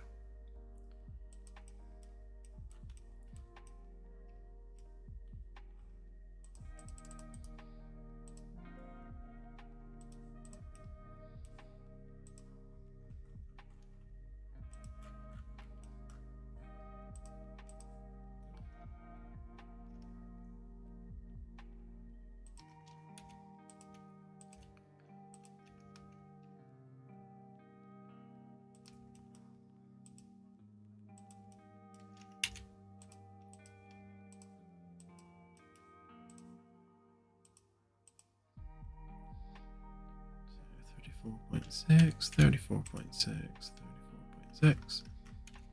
Okay.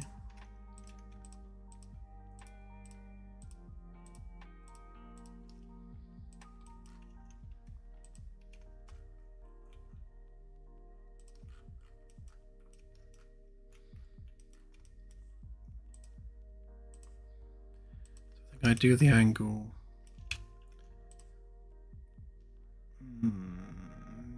Maybe something like that.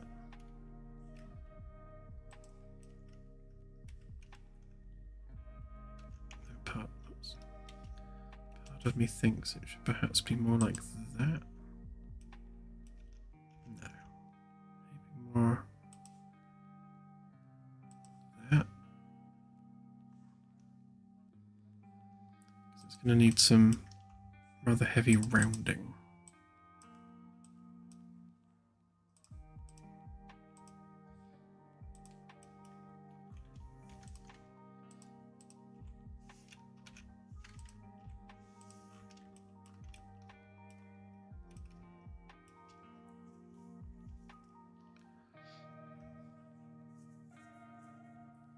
Oh, thank you, Legless Turtle.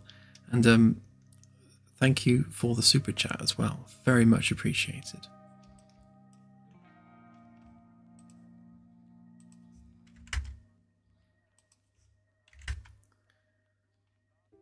Yes, as we often say, this is very much a work of passion for us, so we get the feels. We definitely get the feels.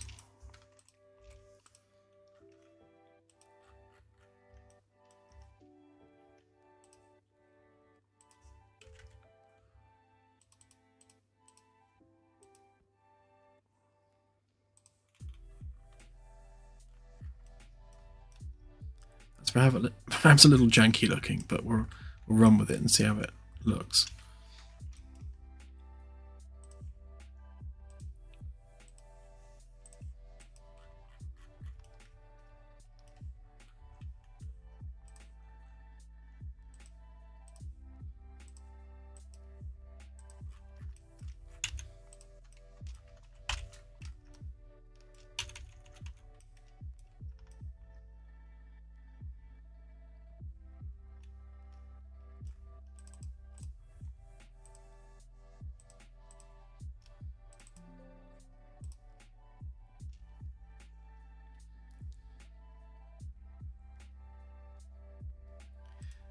In some places it will be a window, in other places not.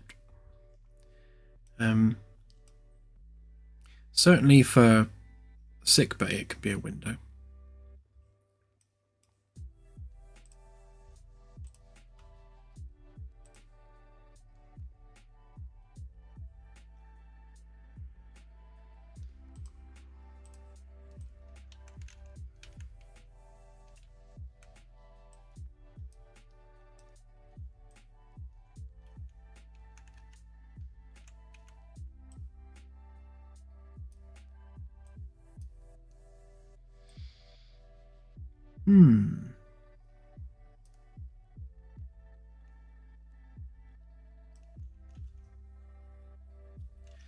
To be honest, I like both. The angled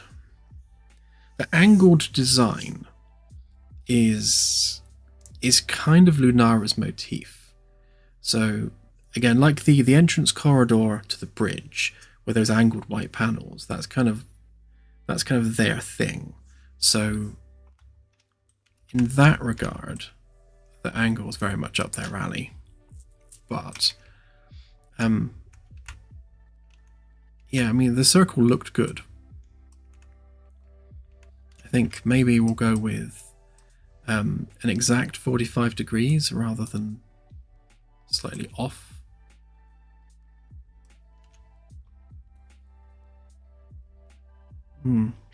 Oh yeah, we'll definitely have windows embedded through it. Absolutely.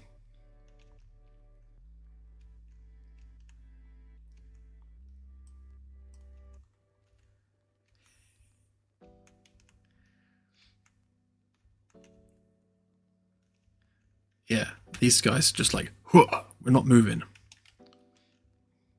You shall not pass. I need to work out why megalights are doing weird stuff with these corridor end pieces.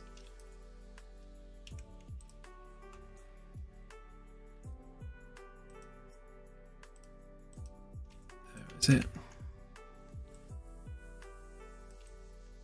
Oh, that's probably coming from the other panel. It's very weird.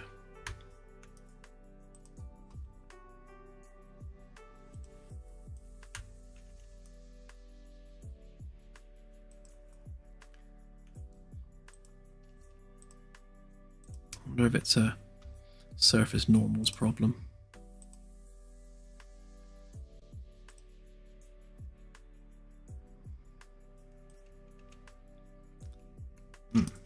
Might have been.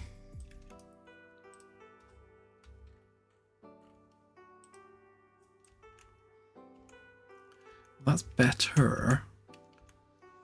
Not perfect, but better.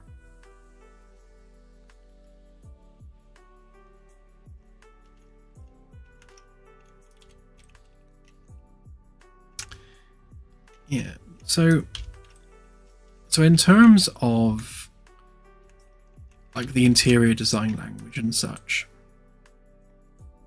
I'm really liking this as an idea. I think,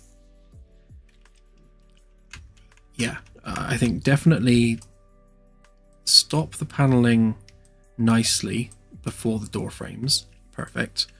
I think we'll do something similar where we have doors as well. So maybe we'll have a more vertical end to the wood where we have a door. So if that was a door frame, we just have it come down straight at the edges, just to kind of bookmark the door frame. I think that would look quite good.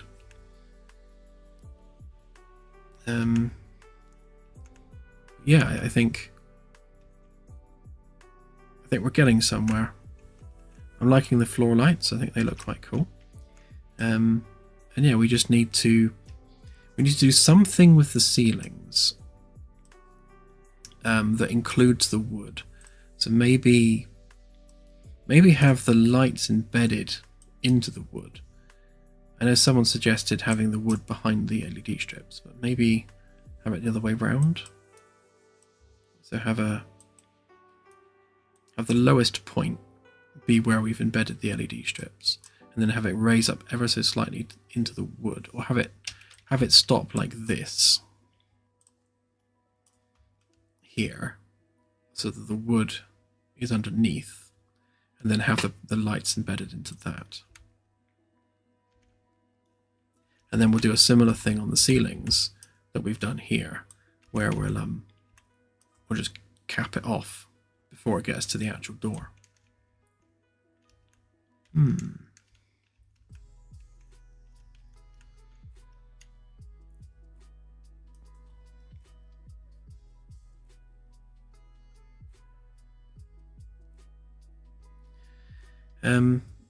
Yeah, I think you're right, Scorpio. I can't export it as a separate object because it's all like one solid lump at the moment, but yeah. Not sure whether the bridge table isn't there. That might do it. The bridge seats, rather.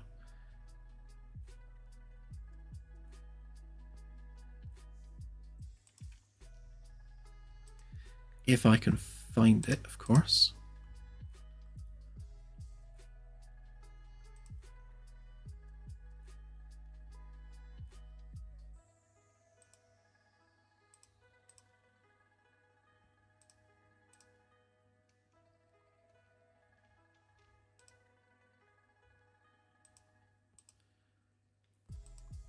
This was the old folder structure before everything got improved, so it's all a bit hit and miss.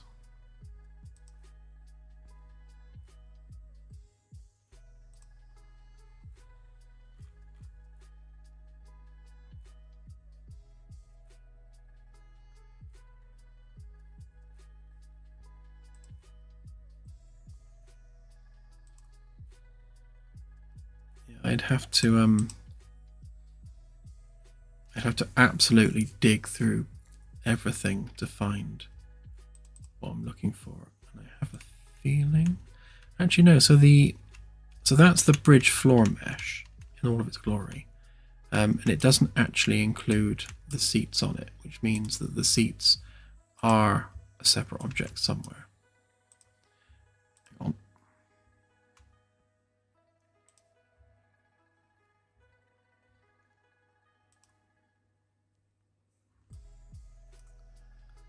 Be on this one. Yeah, they are. Oh, right. Okay, yeah. So they're actually part of the back panel. So they won't be.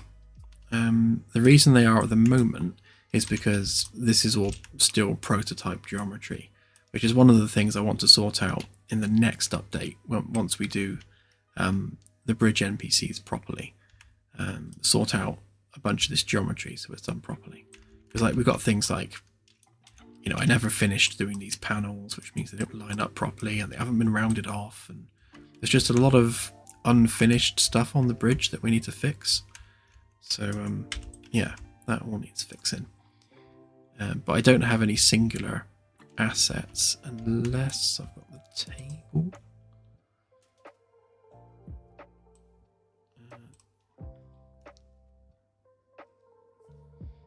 Although I think the tables on the lounge balcony are part of the balcony.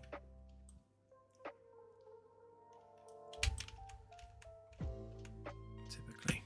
Like these ones here, which I think the ones you were talking about, like they're part of the entire floor mesh. So they can't just be uplifted. And oh no, those are separate objects. So where do they live? Right, I'm going to copy that address and then we'll use that.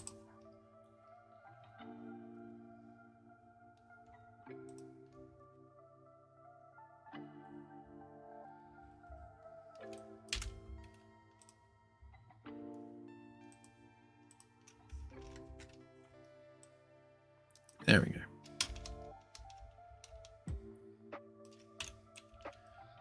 Yeah, so I think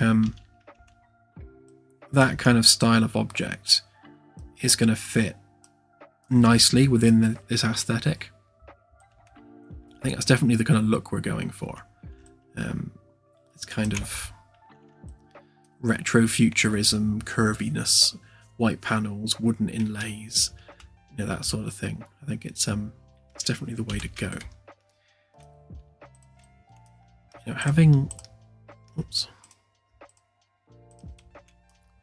just looked at the Magellan, I feel that this is a bit bright.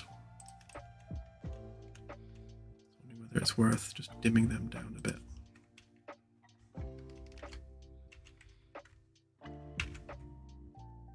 Maybe not quite that much.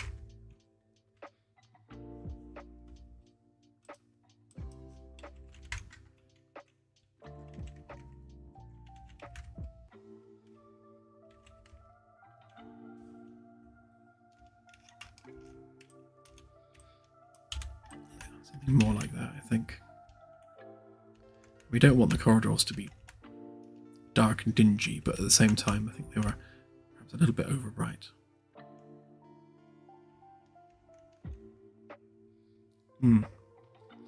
Well, I don't think there are any places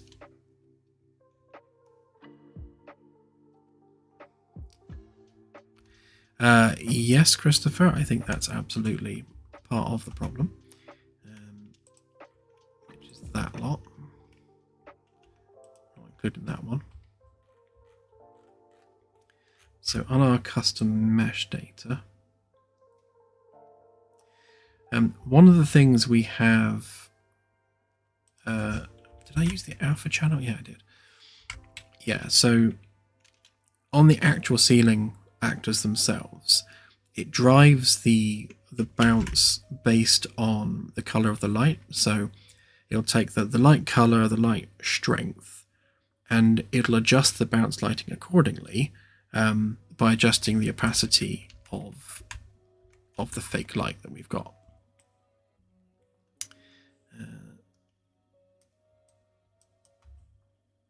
Usually it's 25% of the main light, which is why I've put 0.25 there. But see, that's what it was. I think we'll go with 0.5 for now.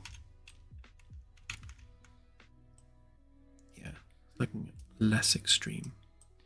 But we'll obviously tweak and fiddle with that as we flesh out the ship. But there will be no corridor that's this long without anything in it. Because if we look at the actual ship itself, like every corridor is going to be intersected with a bulkhead or doors or something. I mean, even down on deck 3.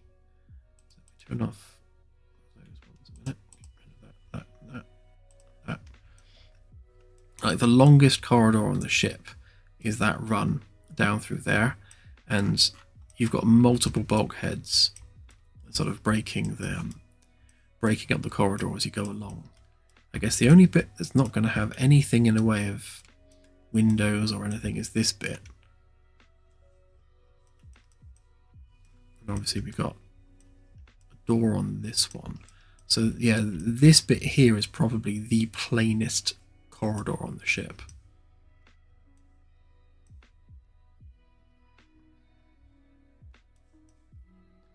All these bits have got multiple doors in them, so they'll be less plain.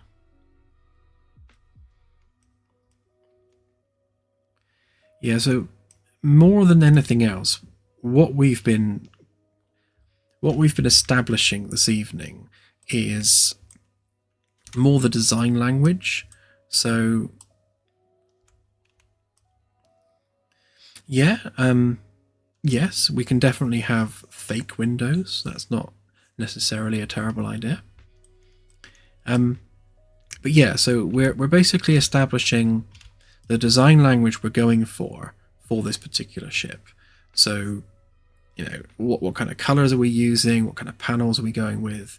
Obviously, it needs to feel similar to the Magellan because it's the same manufacturer, although different at the same time. So I think we've pretty much done that.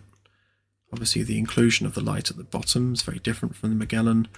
The ceilings are, again, going to be similar but different. Yeah, and I'm loving the wall panels the way they are. So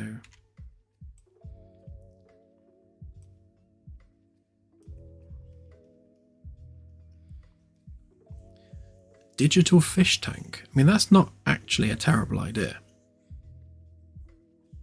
Do you mean like having the cylinder of the lift shaft be like a screen, so you have like just holograms of fish and stuff on the screen, so you're actually getting in the fish tank and traveling up and down it, so outside observers will see you going up and down inside a fish tank?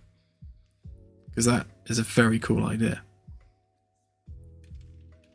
In fact, that's a very cool idea for this.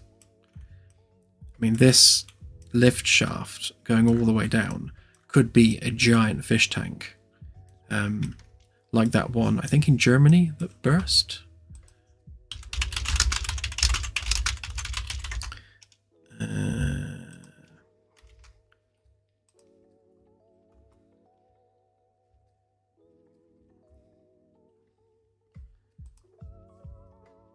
Yeah, this thing.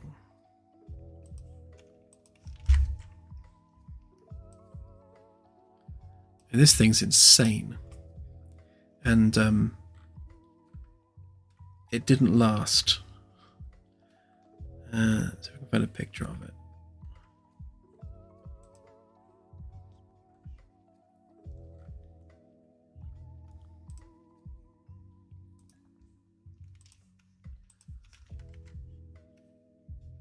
Yeah, that happened.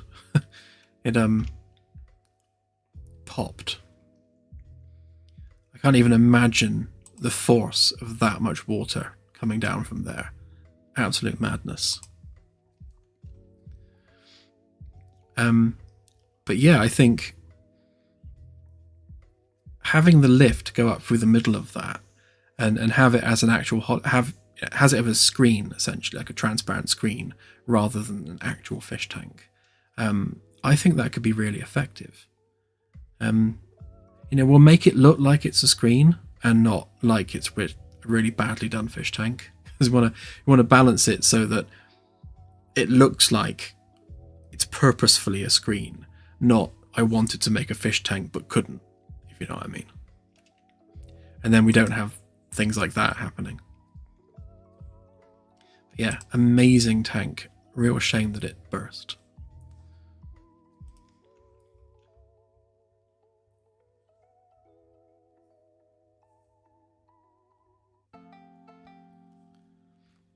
Yeah, I think we've found our design for that central lift for sure.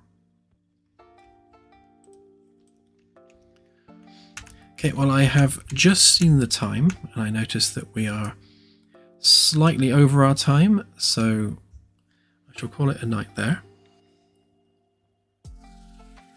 I can't remember off the top of my head, Max. I think it just burst overnight. Claire would know more because it was Claire that showed me. But yeah, not great at all. Okay, so have a good week, everyone. And we shall be back on Wednesday for more Magellan stuff. I'm not sure what we're doing Wednesday yet. We'll have to see how far I get with all this menu stuff that I'm doing at the moment. But yeah, it'll be something to progress the patch anyway. Alright, see you on the next one. Bye for now.